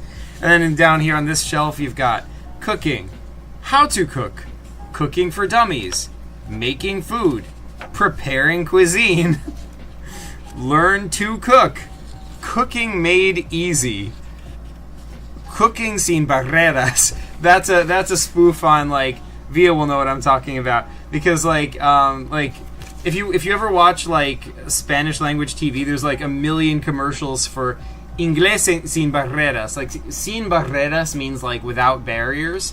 So Inglés sin barreras is like English without barriers. It's like an English learning thing. So I made this cooking sin barreras. So it's like basically just another way of saying cooking made easy or cooking without barriers. But yeah, like anyway, hooked on cooking, like hooked on phonics, but hooked on cooking. Anyway, also because this is the cooking section, we have over here a Barnes & Noble employee who has just gone insane, and he is eating the books. He's like, he's like just like viciously consuming the books, and he is like pretty dangerous if you confront him.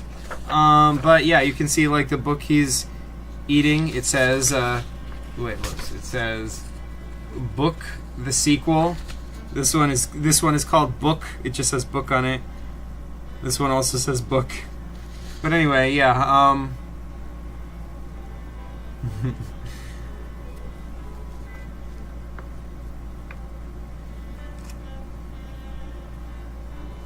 Wait, what's going on? Is fighting going on? Did you delete his things? I was just joking, I promise. Oh my god, what happened? They timed it out for 5 minutes? Oh no! What did he do? Oh, because of the soup? 300 seconds? I feel bad now. Oh man. Multipaper Game says I want power. Oh yeah? Oh yeah? Oh yeah? Oh yeah, you want power multipaper games? Is that what you want? You want power? You want power? Oh yeah? Oh yeah? Oh yeah? Well, it's not letting me click that, so I can't give you power. We tried. Oh well. Anyway, back to the PCG.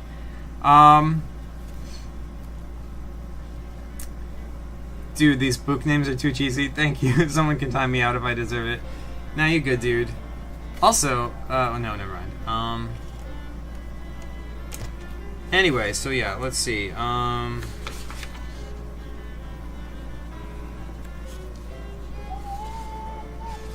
Here is here is another section. This is like, here's this game's maze screen.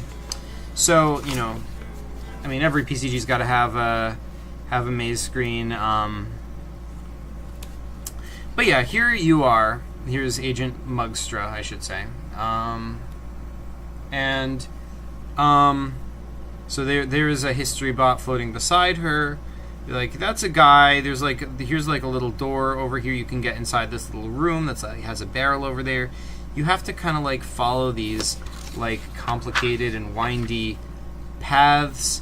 There's like a chained up monster over here.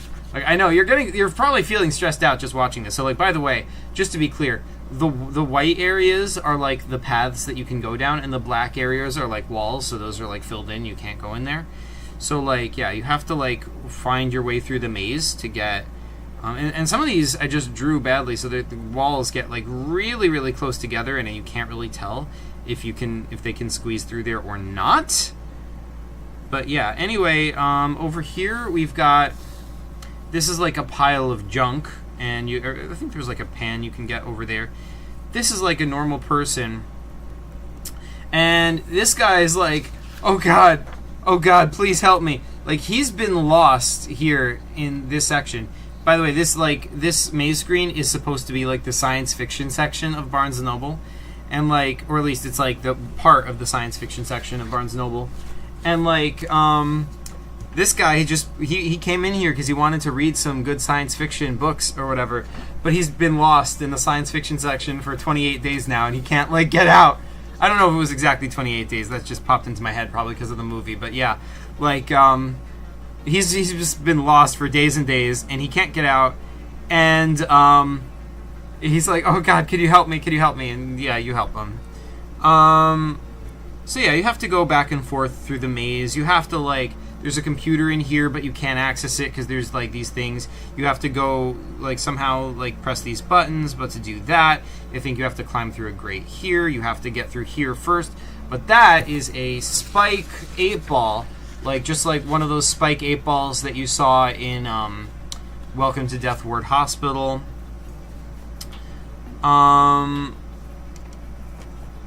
So yeah, hold on. I'm gonna refresh this page because I don't know if like people are chatting and I'm just not seeing it. But yeah,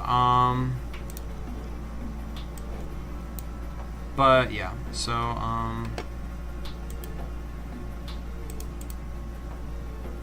anyway, hopefully I'm still streaming.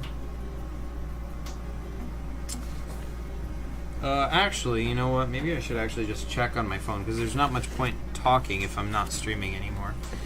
Or if someone says something in chat, I'll stop. But oh, Epic is messaging me, so that was earlier. So yeah. Let's see if I'm still streaming. What is going on?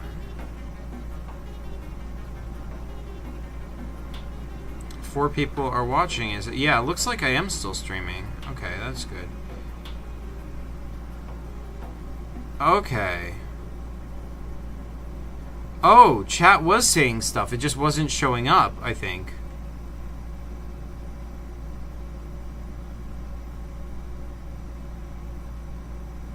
Yeah, I haven't seen anything since Epic said, dude, these book names are too cheesy. I don't know why that's happening, but oh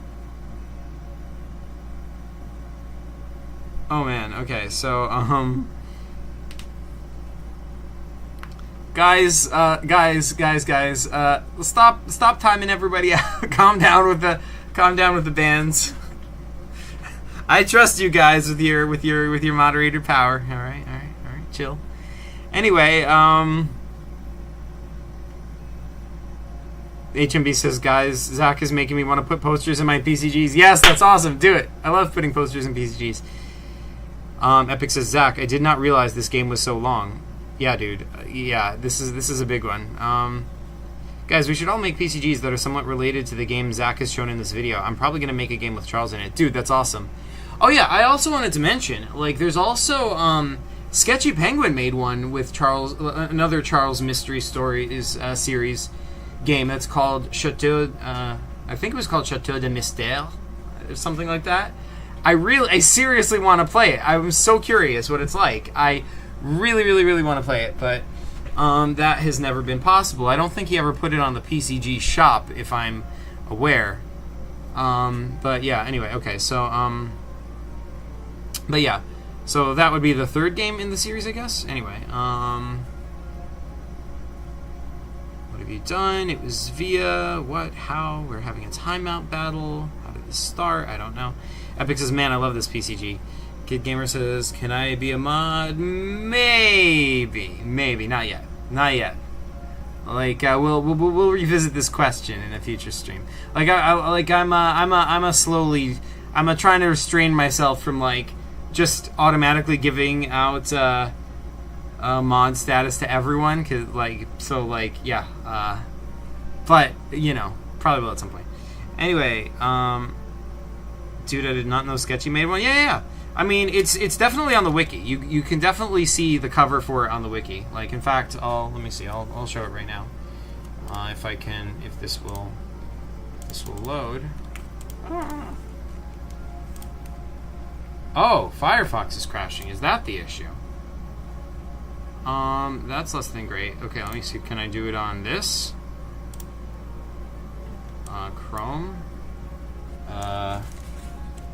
pcg.fandom.com.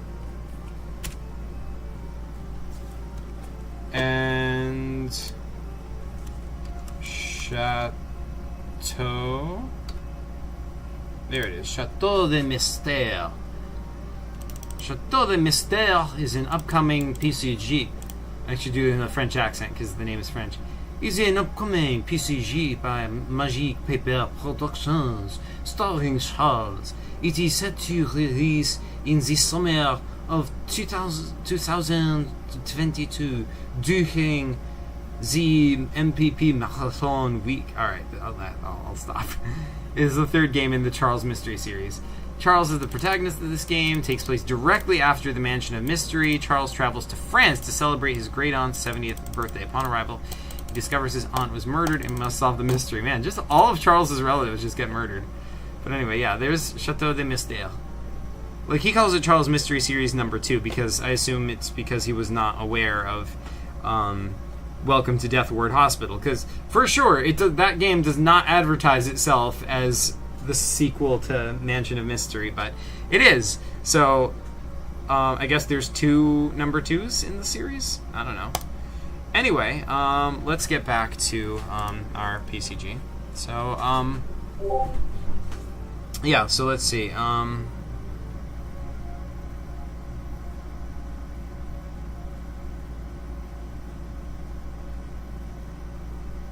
Epic says, Zach, I'm sorry I timed someone out. I hope I didn't lose your trust. Now you're good. You're good. It happens.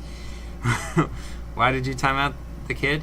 Epic World says, yeah, I know nothing about Sketchy's games other than what's on the wiki. Yeah, I know. Like, I did play with one with Chris, and that was a lot of fun. It was The Legend of Grand Fresnel. That was freaking fantastic. I really had a lot of fun with that. So I wanted to play more, but we never got around to it. Also, Sketchy stopped making and uploading his games to the shop, so, you know, that is a detriment. But, yeah, Multipaper Games says, Zach, help, they're abusing their power. Okay, I think that was before I said the thing. Epic World says, you kept talking about Pokemon. I'm so sorry. Oh, man. A Multipaper told me to get to. He was joking. Oh, God. Okay. Anyway, Paper Theories is here. Hey, Paper Theories. I apologize for what I've done, but don't time me out again. All right. All right. Epic says, all right, let's just calm down and watch the vid because we really want to learn about this game. Okay, yeah. It was fun to have that battle. All right. So, moving on. So, that is not what I should not be showing you that. Oh yeah, I was showing you this. This was the sci-fi section, I believe. So once you get through all of this, you access this computer, and I think the computer, like, what was the deal with this? I mean, there is actually a script to this game, so I could actually look it up, but I'm not gonna. In this game, so yeah, in this, I think you had to use the computer to open something, and ultimately, I'm pretty sure you had to go through that door, and that door takes you to,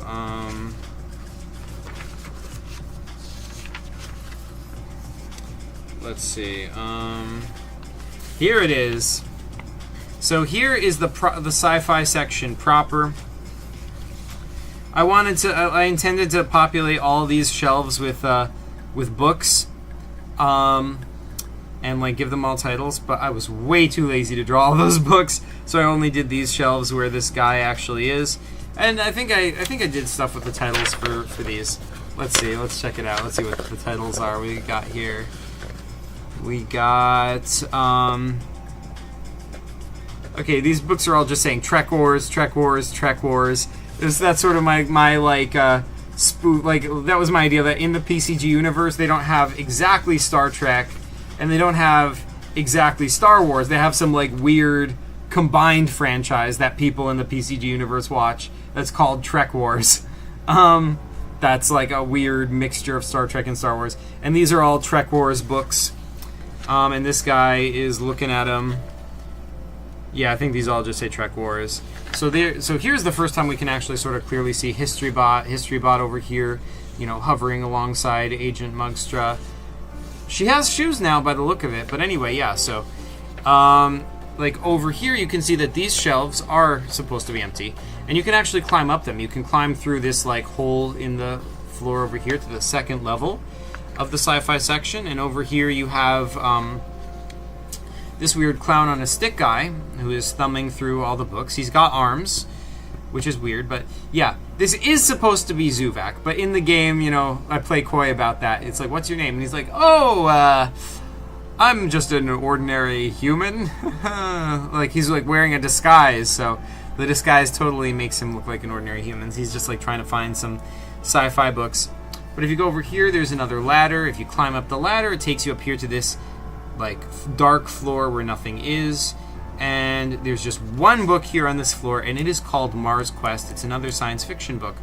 But if you open up the book, like, you start getting hazy, and it's like, whoa, and you like are sort of like transported into the book.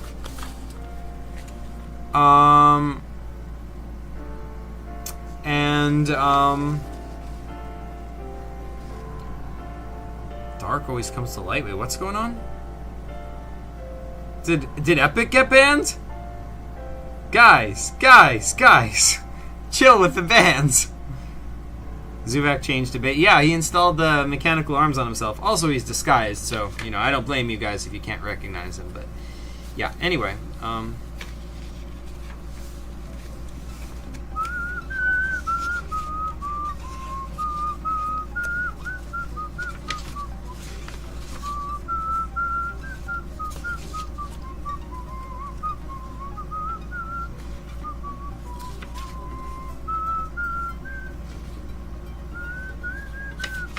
here it is. So once you open that book, it teleports you here. And all of a sudden, like, this is like almost like a separate PCG within a PCG, because like when you open the book, you are a different person. You are now Grom Durndang. You are in this little ship, and you have to fight again. Oh wait, no. Wait, I think there was a different screen. Yeah, I think there was a different screen where you first are in a smaller screen where you're in that ship, and you have to fight against other smaller ships. I don't know. Like, I'm not going to go crazy trying to find it right now, but there was another screen of that. And basically, Via says time to go. It was fun to be here for a bit. Night, everyone. Take care. Thanks for joining us, Via. It was great having you here. Thank you.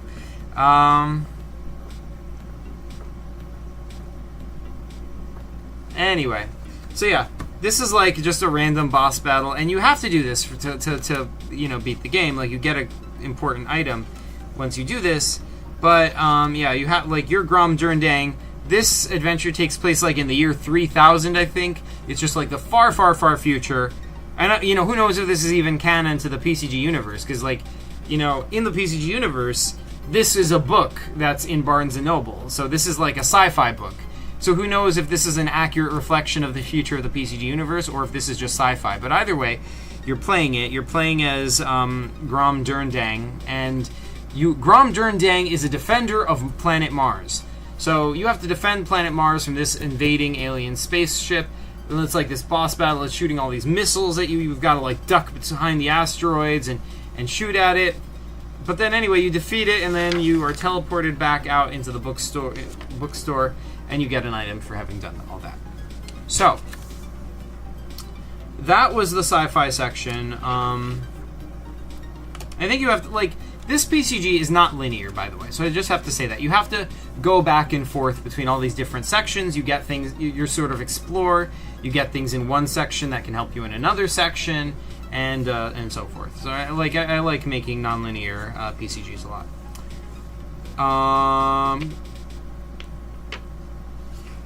So anyway,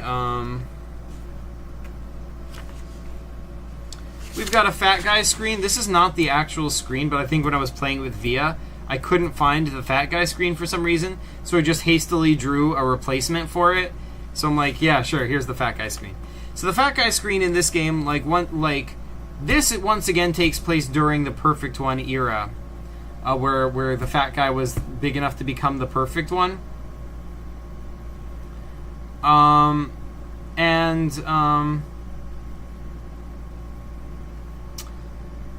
yeah,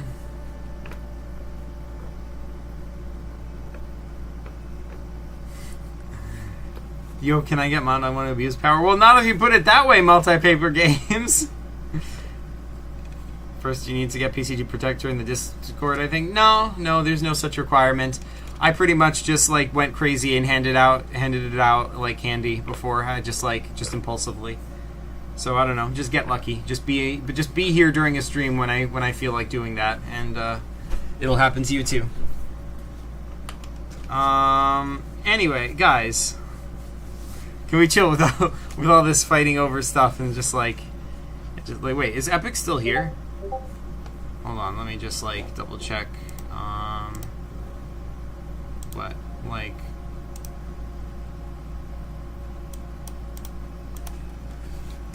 you still watching?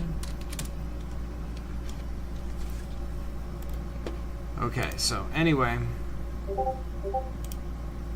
Okay, good. He's still watching. All right. So anyway,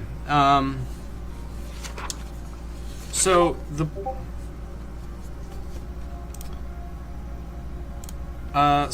let's see. I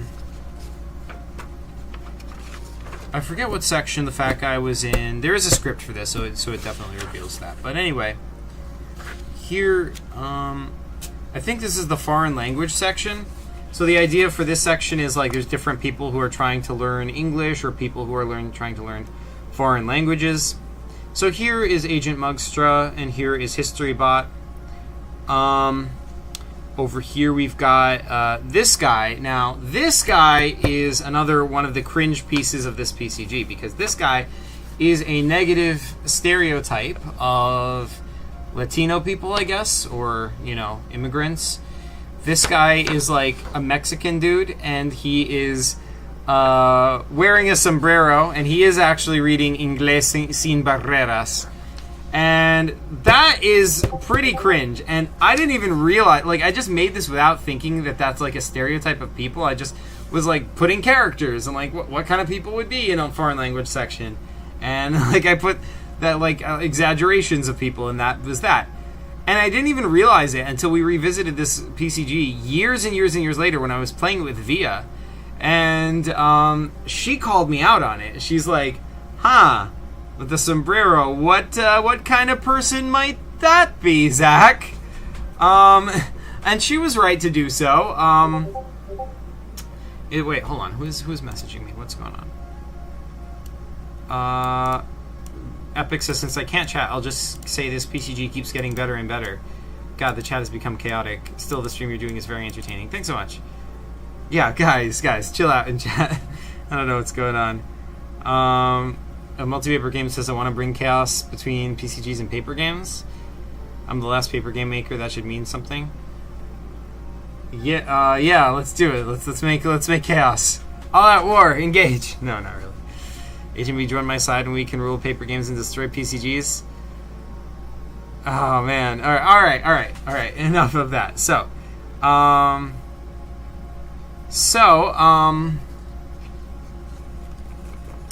whatchamacallit? Zach, can you stop this? Listen, I'm just gonna play the PCG, and I'm gonna say that, you know, I'll just like ignore comments that like have nothing to do with it or whatever, and yeah, everyone who wants to like watch, just watch and ignore like all that stuff in chat. But yeah, no more timing anyone out. Just chill. All right. So yeah. Anyway, so yeah. Yeah, I actually did make a video about this, like about this guy in particular, about like negative stereotypes, and like it's not advisable to put negative stereotypes of like real people in your PCGs because like, you know, you don't think about it, and because like your friend, like, when I made this, like, my friends were pretty much, like, all white. But, like, then, you know, all of a sudden, you're playing this BCG with someone who is themselves a Latino, and then it's like, well, this is awkward, you know? And it wasn't like a huge deal or anything, but it's like, you know, you don't really need that moment where, like, you make them feel uncomfortable, and you make, like, there's this division between you, you know, like, so, yeah, I have a video about that on the channel. I'm not going to go too much into that, but yeah, definitely a cringe part of this, this PCG. Anyway, so yeah, this guy is trying to learn English. This guy is an alien. He is one of the aliens that we have previously seen in some of my other PCGs, like the alien abduction. They are basically like the PCG universe version of, like, you know, those standard gray aliens, like the ones you see in, like, TV and whatnot, the ones who are supposed to supposedly abduct people. And, like, I haven't come up with a name for these yet, but I'm leaning heavily towards calling them the Aerlin, or the Ireline, or however you pronounce it, because that is the name that Detuned Paper came up with for his aliens, which look very similar to this from his PCG Swamp Survival. So, yeah, I really like that name, and I would like to apply it to my race of these guys as well, because, like, and I guess that would mean that they're the same race as from Detuned Paper. But anyway, that's that aside. This is an alien guy. Over here we've got some gnomes. This is before any of the gnome PCGs existed. But here we've got Shinobi. This is from Kurt's PCG. He's like a vicious gnome who will eat you if you get close. This is a wise gnome, and this is a medium gnome. But together they're a squad of gnomes that blocks paths. And putting them there was a huge mistake. Because, see, the reason for this is because I wanted there to be nothing past here. I wanted there to basically be a wall. But see, let this be a lesson to you. If you want to draw a wall in a PCG, draw a wall. Because if you put gnomes here, then the player's going to see that and think, oh, I'm supposed to get past them to get to the next screen. But no, there's no screen after this. There's no screen after the gnomes. They're just there to cover a place where I left it open. So, because I put gnomes there, like, the player spends a long period of time being like, okay, I'll try to trade with them, I'll try to negotiate with them, and, you know, you try to discourage that by saying they eat you if you get too close. But then they're like, the player's like, okay, I'll try to hit them over the head, and, like, you know, eventually some of these things have to work. But it's like, what do you do as the PCG master? You know, you can't let them pass because there's no screen. What do you do? So I don't know. What I honestly should have done, if I had been clever in retrospect, is I should have just let it work, like, let them get past the gnomes, and then just drawn a screen. That would have been the best solution. But yeah, just drawn a screen on the spot. You know, that would have been the best thing to do. But anyway, yeah. So that's the foreign language section. What else we got here? Multipaper Game says I like the art in these PCGs. Zach, thanks so much, Multipaper. Yeah, this was a period when I had gotten pretty good at art, and I, was starting to feel good about it. It's too bad I didn't continue after that, and I sort of stopped making as much art. But yeah, so this is the used book section. Here we have this is Computerismo. Computerismo is the handy-dandy Barnes & Noble computer. It is tied into the complete Barnes & Noble database, so it can answer any of your questions about books in Barnes & Noble. And while this computer looks terrifying, it's not actually an enemy. It's not actually a threat to you. It's like, hello, I'm Computerismo. I'll be glad to answer any of your questions. But yeah, Computerismo is just totally fine and is actually, like, kind of helpful a little bit. But it will withhold some knowledge. It won't tell you where the book you're looking for is. Or it'll say it's in a secret lab or somewhere or whatever.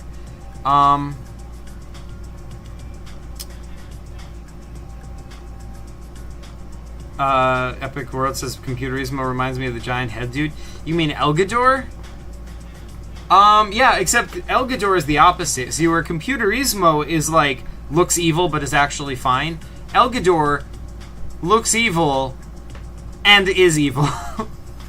And it was supposed to be like you think he's a good guy, but then he turns out to be a bad guy. But I undermine that because he looks evil. So anyway, here's HistoryBot just hovering around. Where this is like a first-person perspective.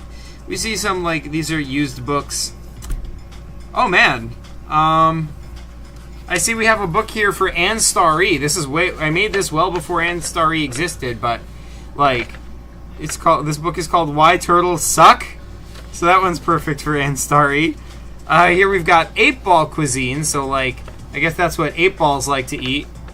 Over here we've got Armageddon. That's I don't know. That's just an ordinary book. This book says interesting rocks and trees. This one says sex plus astrology equals win. I guess that was making fun of like Pierre at the time had a sextrology book, and I thought that was a funny concept, so I made an exaggerated version of the title. How to Get Rich in 38 Seconds. I guess that's like a spoof of all the self-help books. A multi-paper game says Anne Starry. Yeah, you know, the YouTuber Anne Starry. He's like, he's a big paper game and PCG YouTuber. He makes lots and lots of paper games.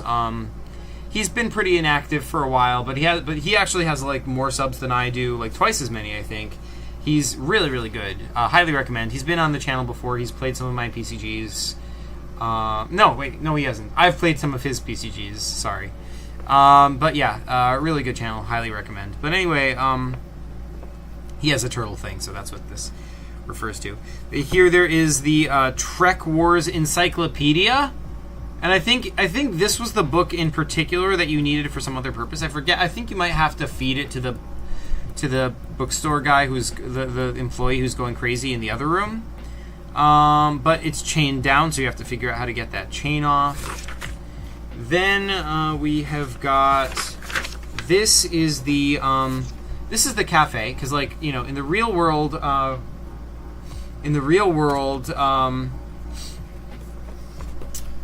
you know, Barnes & Noble has an epic cafe, and I would always, like, when I would read there, I would stop and, like, go into the cafe, and I would always get, you know, every time, I would always get, like, a quiche, I would get, wait, what did I get? Holy shoot. I got a cookie. I know I got, a peanut butter chunk cookie, and I got, like, a spinach and artichoke pretzel. That's what it was. Yeah. Oh, that was so tasty. I missed those. Oh, I should go to Barnes & Noble right now just to get that, but it's closed by now. But anyway,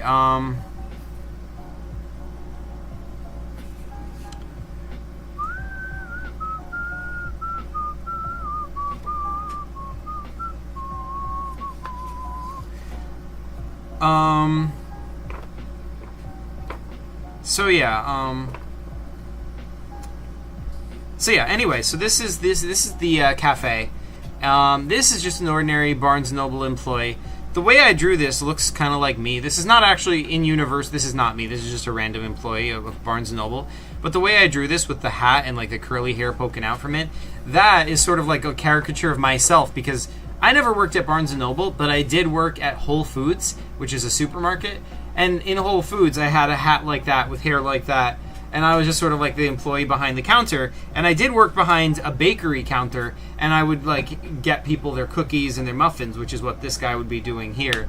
So, yeah, that's sort of what this was like a spoof of. But here, helping this guy out is Killbot. So this is Killbot. He is from Kurt's PCGs. He usually does not look like this. I just made a crazy version of Killbot. I just went crazy with him. He's way taller than normal. He has all these ball joints with like all these pipes connecting the ball joints. The only thing that's really the same about Killbot is the head is pretty much identical, and he's got a gun built into his hand, and that's it. So this is just like a crazy version of Killbot. Why is it an alternate version of Killbot? I don't know. This is the same universe, so it should be the same Killbot. But, you know, it doesn't really make a whole lot of sense. So, I think at the time I made up a whole intricate story as to how Killbot got here, because this game takes place on Earth. Killbot is in, you know, outer space on like different planets. He's never even been to Earth in Kurt's PCGs. So like you know, like, yeah, I don't know. I don't remember what the story I made up for how he got here to Earth is, but yeah, this is just like a different version of Killbot, I guess. Anyway, I think it looks really cool. I really like it. It may not be the best version of Killbot. Like, it's clearly this is not what you think when you think Killbot, but for an alternate take, this is a pretty cool looking one, I think, personally. Epic World says, I love the version of Killbot you did. Thanks so much, dude. The Epic Worlds, by the way, has also used Killbot in one of his recent PCGs. Multipaper says, I want the title for Last Paper Game Maker. I'm not even sure if that's true, because, like, there are other paper game... Are there? I don't know.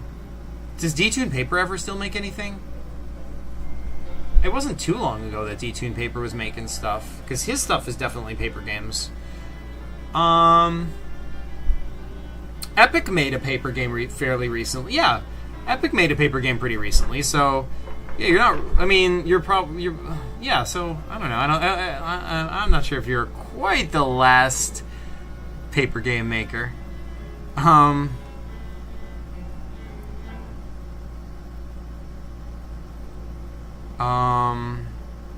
Dude, these book names are too... Oh, yeah, sorry. I'm reading old chat.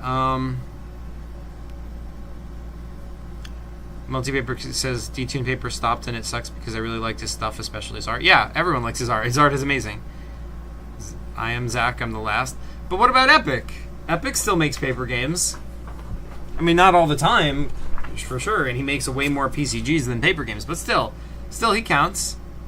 I'm surviving out here. Yeah, you are. Alrighty, so anyway. Epic doesn't post them. Yeah, he does.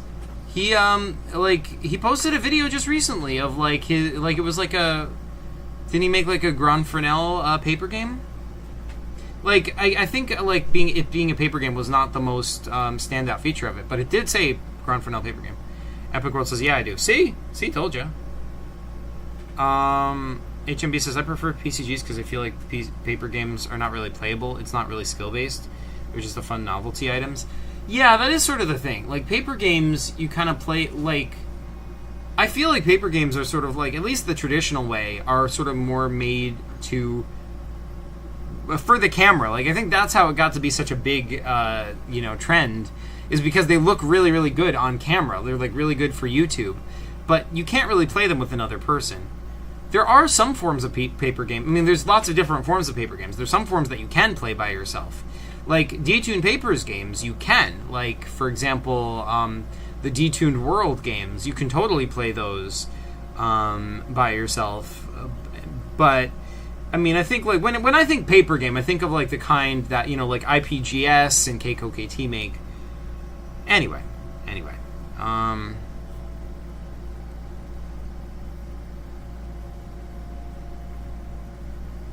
Epic World says, wouldn't you not want that title because the more paper games, the better? Yeah. Well, I think he wants the title for a while, so that then he can start a new tradition of paper games. He wants to be like the Torchbearer, just like Kyle Rayner, the Green Lantern. See, like, after all the Green Lanterns died out, like, there used to be 3,600 Green Lanterns, but then they all died out, and the last Green Lantern ring was given to Kyle Rayner. So he was the last Green Lantern for a while. But then ultimately he rebuilt the Green Lantern planet and brought back the Guardians, and then they, like, just hired a bunch of new Green Lanterns and gave out new rings. So Kyle was still there, but he was no longer the last Green Lantern. So they gave him the title of the Torchbearer. So because he was the one who, like, from the old era of Green Lanterns to the new era of Green Lanterns, he, like, sort of carried the torch and kept the tradition of Green Lanterning alive during that period until the tradition could be restored. So I think that's what Multipaper Games wants to be. So, like, yeah,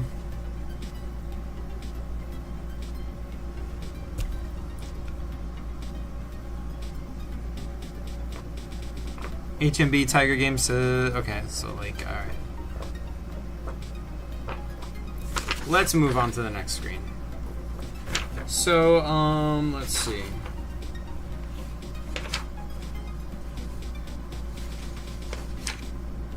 Oh, hey, I found the other screen from the sci-fi section. Remember, I was trying to find that? So it's like this was the first one, and then you have to get like this is like, so here's Mars, and this is like a defense station over Mars, and these are some of the invading ships. You have to defeat those, and then once you defeat these, you have to, then you get to the boss screen I showed you earlier.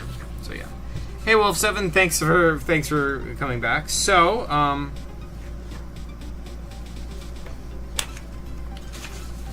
so yeah, okay. All I have left is this. Okay. So somewhere we find a ladder. It leads downwards.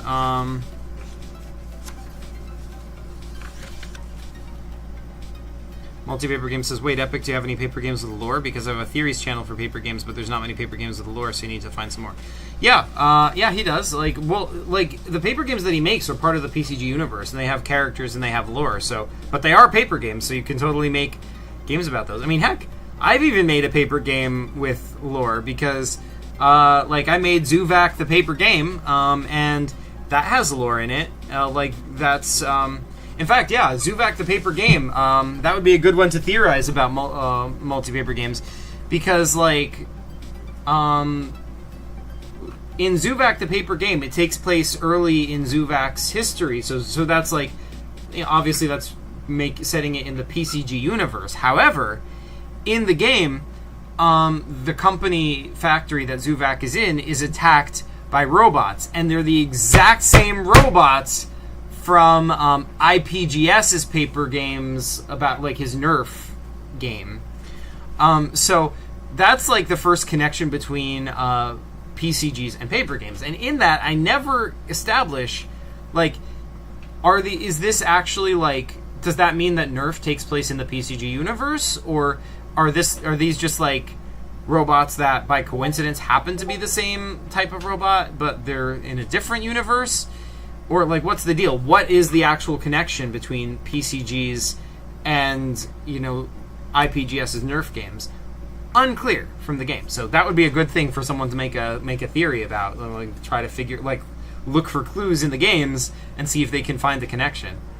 I also do think it's kind of a funny coincidence that in the Nerf games, the character, like, the main character of the Nerf games by IPGS is named Zach. And it's not me. I mean, I don't think it is. Like, IPGS was not aware of me as far as I'm aware when he made that. So it probably has nothing to do with me. It's just a funny coincidence. But yeah. Anyway, so yeah. Let's see what chat is saying. I think tomorrow I'll make a PCG called Sewers of Deathward Hospital. Ooh, that would be awesome. And then make a game called Elgador's Games. Oh, dude. By the way, it's spelled with an E, like E-L-G. E is an elephant. Yeah, so, anyway, so, but that's awesome, Epic. Epic says most of my paper games are lore-based. Yeah, exactly. HMB says, yo, Multi want to collab and make a PCG theory video? Ooh, that'd be awesome. Multi-paper game says, I don't know if I can HMB because, again, I don't know much about PCG lore. That's kind of why I like paper games with lore, because it's its own thing most of the time. Well, yeah, I mean, you don't have to know about it to start. I mean, you can just, like, well, I mean, like, that's what HMB could bring to the table, you know, because HMB does know more about PCGs, so you could talk to him about it and hash it out and like come up with a theory, because you know about paper games, he knows about PCGs, and the two of you could come together and, like, make that connection, you know. I think that would be cool.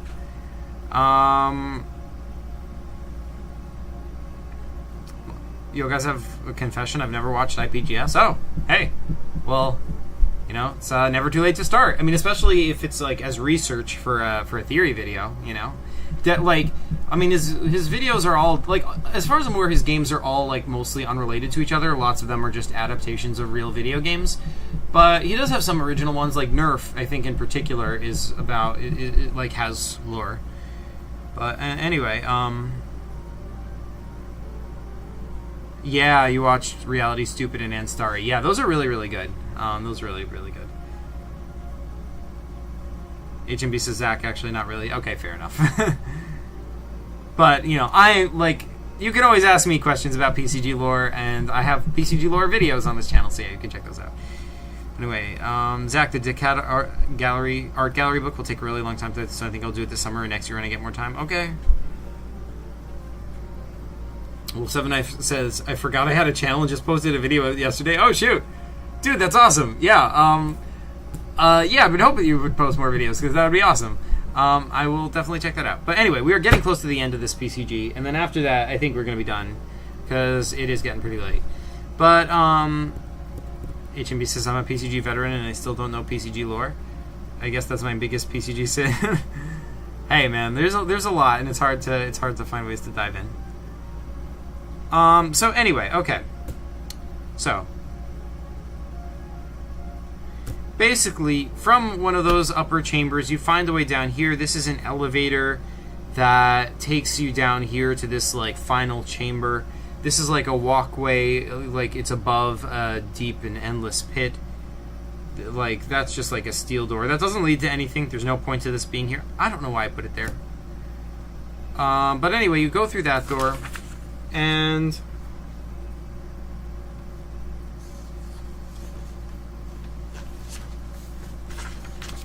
then you meet up with this guy.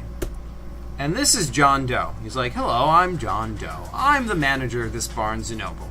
But you notice that, like, when you enter this room, like, there's no walls or floor. It's just, you're in it, now you're just, like, you're just walking in, like, a void of white. So that's weird. And this guy, John Doe, he just seems totally normal and cool, and but he just kind of tries to, he's just kind of, like, a little bit condescending, and he tries to get you to go away. And you're like, look, I'm here for this book. I need this book to find out what this organization is up to. And he's like, we don't have it. Maybe you should go check the library.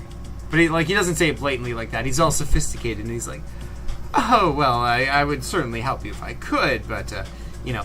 But you have to not be deterred by him, and eventually he will get angry, and he will attack.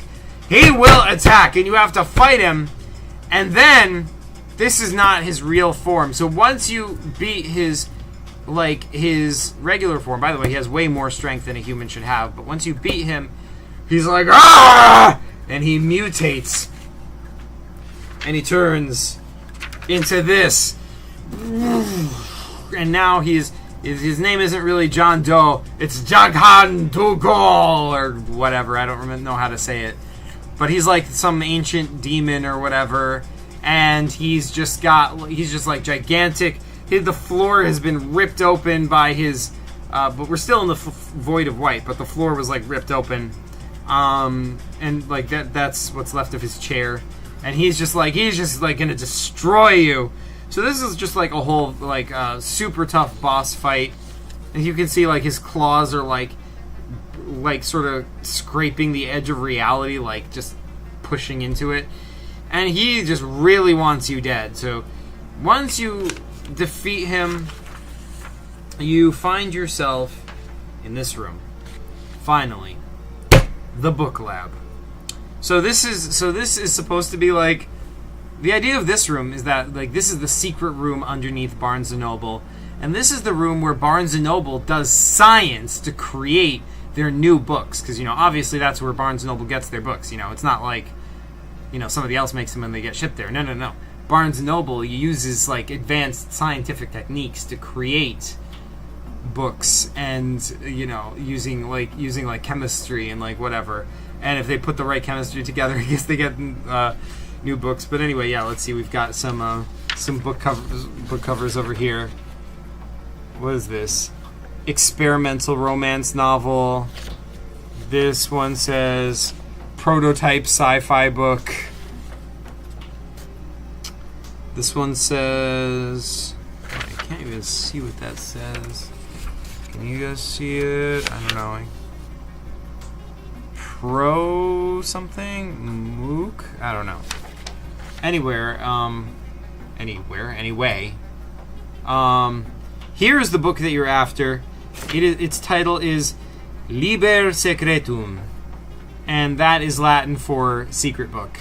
And basically, once you get that, you find out the plans of the evil organization. And basically, that's the end of the game. So yeah, I thought that was a pretty fun PCG. It is called Quest for the Vengeful Book. It is super like there's a lot to it. It's probably going to take a few playthroughs to play this whole game. I really should put it up on the PCG shop, so definitely remind me to do that, because this already has a script made for it. In fact, like, here is the script.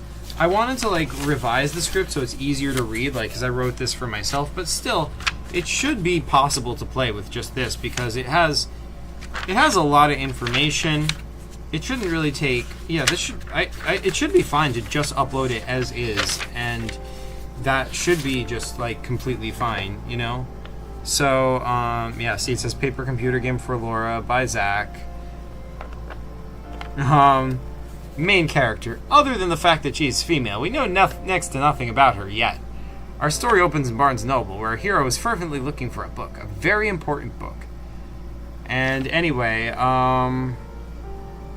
so yeah, this script, yeah, so I should upload it. But yeah, let's see what chat is saying about this PCG Quest for the Vengeful book.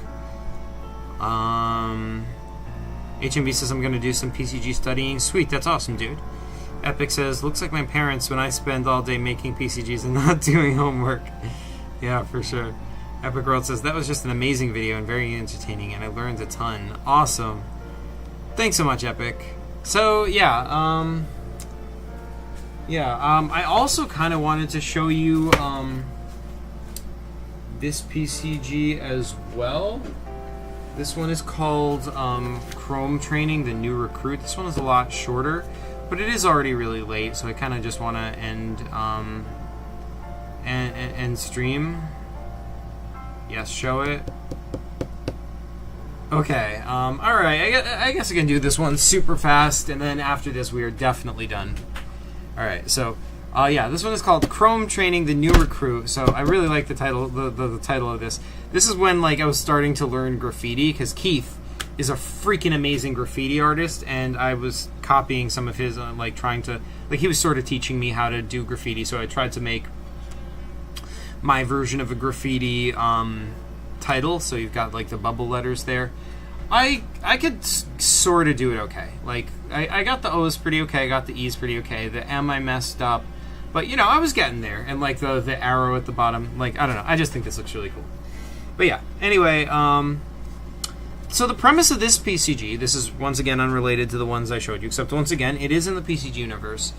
So the premise of this game is, like, this is called Chrome Training, the New Recruit. Like, the premise of this is that, like, you know, like Zach and his friends and, like, their team of adventurers or whatever from the original PCGs, they have decided to start, like, training new people to join their group or their, like, team or whatever of adventurers. And so they have this, like, secret underground facility where they're training somebody new. So you play as a new character, and the new character is, like, a cadet being trained in this underground facility by, you know, like, Zach's team or whatever. So, by the way, this game is a co-production. This is made by me. Like, so this is D-Game, K. Elfman, and Doomsday Present. Because D-Game, that's me. I used to call myself that for some reason. K. Elfman is Kurt Elfman, because his nickname was Elf. So that was kind of a joke. And Doomsday is Keith.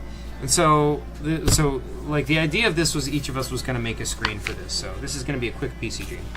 So, okay, so first of all, here is the inventory screen for this game.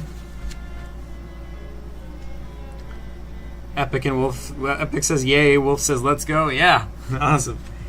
So here's the inventory for this game. For some reason, it's only an iPod. I don't know why. Man, what a throwback. Remember when iPods, like, were a thing? When they, like, existed? And then they came out with iPhone, and iPhone is, like, exactly the same, except that it also has phone functionality. And now there's just, like, literally no point in having... Does anyone still have iPods? Is that still a thing? I don't think it's still a thing. Anyway, so, yeah, that's all you had in your inventory. So, yeah. Each of us made our own screen, but, yeah, like, here is the,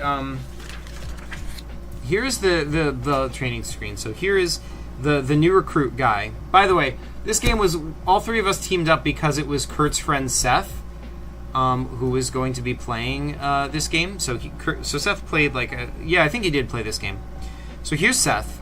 or in the game he's not named. Like, he doesn't have a name, but or we haven't established who he is. But it was Seth playing this, and he's sitting here, and he's being trained on the PCG basics, basically, or like on the basics of like, you know, going on these adventures.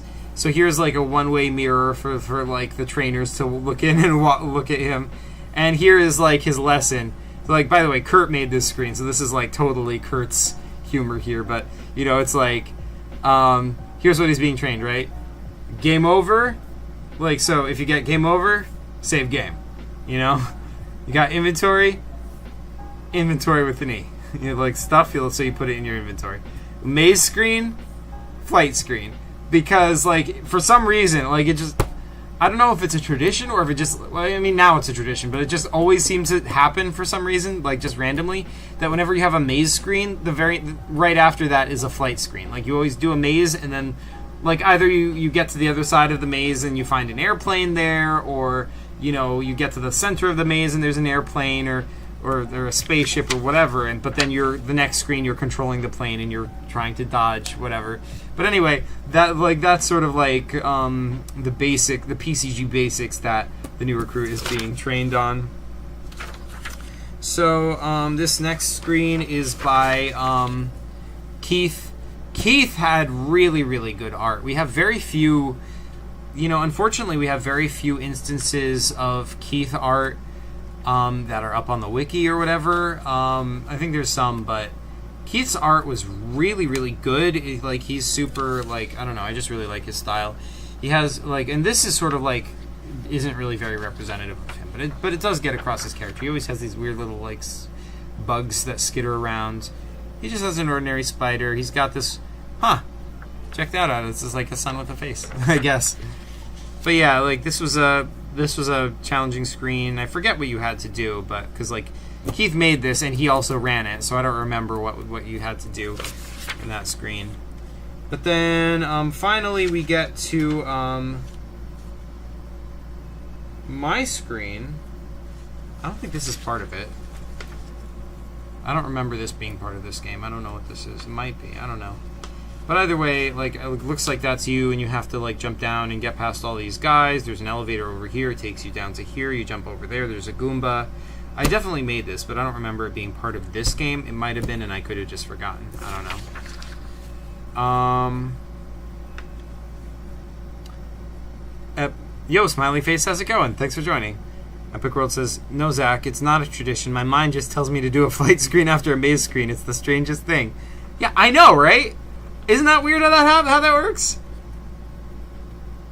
HMB says that's why you should make a script for every PCG you make. Yeah, I know, for sure, because, like, you forget what everything does. You need them. I want to make scripts for them, but it's like, it's hard, man. It's hard. But anyway, here's my screen. This was, like, my challenge. And I am really, really proud of this challenge, so basically, this just enormously gigantic mouth guy, basically, this giant mouth, is about to eat you. So there you are. Here's, like, some giant fingers, and he's about to feed you to himself. And over here on sticks, those are figs, guys. Those are figs. This is the first appearance of figs in the PCG universe. You have just encountered the first appearance of figs. So, in case, for those who don't know, figs are they have nothing to do with the fruit fig, although they are kind of analogous to them. But they're an alien species. They're not literally fruit, but they are, like, this weird alien species. They don't have arms. They just have these little feet, and they have, like, just one eye. But basically, they're on these sticks that are coming out of the wall, and they're just stuck onto the sticks, and, like, they're here for food of the Great Mouth, and they, like, worship the Great Mouth. They're like, but I guess, like, they've come to believe that figs do not deserve anything. So, like if you try to talk to the figs and be like, hey, help me escape, they'll be like, oh, figs do not deserve escape. They will give you information. They'll answer questions, but they do not believe they deserve anything. If you say, like, even if you just say, hey, want to be friends, they'll be like, oh, figs do not deserve friends. Oh, you know, so yeah, like that. HMB Tiger Games says lots of PCG is lost because you don't remember the puzzle. Yeah, that's true. That's true. Just think about that. You know, like, we talk a lot about how lots of PCGs are lost to time, but it's more than just a whole PCG being lost to time. It's like, even if you have the PCG, you can, like, the game might as well be lost to time because you don't remember what anything does. So, yeah, like, it might as well, or, like, large parts of it at least can be lost to time. It sucks. PCG preservationism, man, you know? Anyway, so yeah, like,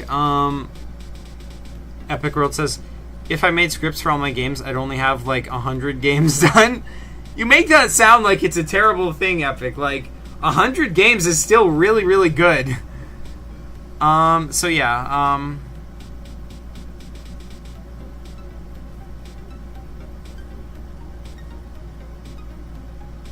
your old PCGs will be turned to old junk. Yeah, I know. Epic World says my PCGs will never be junk.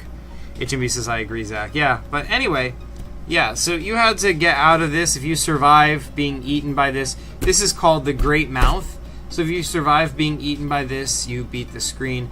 I'm just really, really proud of this screen. I just love the way it looks. The tongue, pardon me, sorry. The teeth, like the perspective on the teeth. Dang. Like, it doesn't look perfect. Like, the perspective is kind of messy, but it's messy in a way that I think makes it look good. Like, this tooth is sort of like, if this were accurate, it would be like, the lines would be like straight in this direction rather than like down towards the mouth at an angle, but it doesn't matter. I just think this looks really, really good. And like the nose and, it's perfect, like, as a cartoony style. I just really like this. But also, what a powerful image, right? Like, what a memorable screen. Like, holy bazinga. Like, I love this idea. I am super proud of this idea, and, like, obviously this has been influential because the legacy of this is that the figs have become a major recurring race in paper computer games in the PCG universe at large. This is a theme that I'm going to continue revisiting in my future PCGs as well. So yeah, that is pretty much the end of the game, because all those screens that you went to, that you visited, were not like real adventures. These are all just like training simulations that the new recruit is going through. So that's the story of this game. So I have now shown you this game. But yeah, I think that's just about all the PCGs for now. But yeah, thank you guys so much for watching. You know, you guys are the best as always. I think that is. Wait, HMB says you should also post all your PCGs to the shop, or at least digitally saved. You might lose your PCGs. Yeah, absolutely. That is absolutely true. You really should.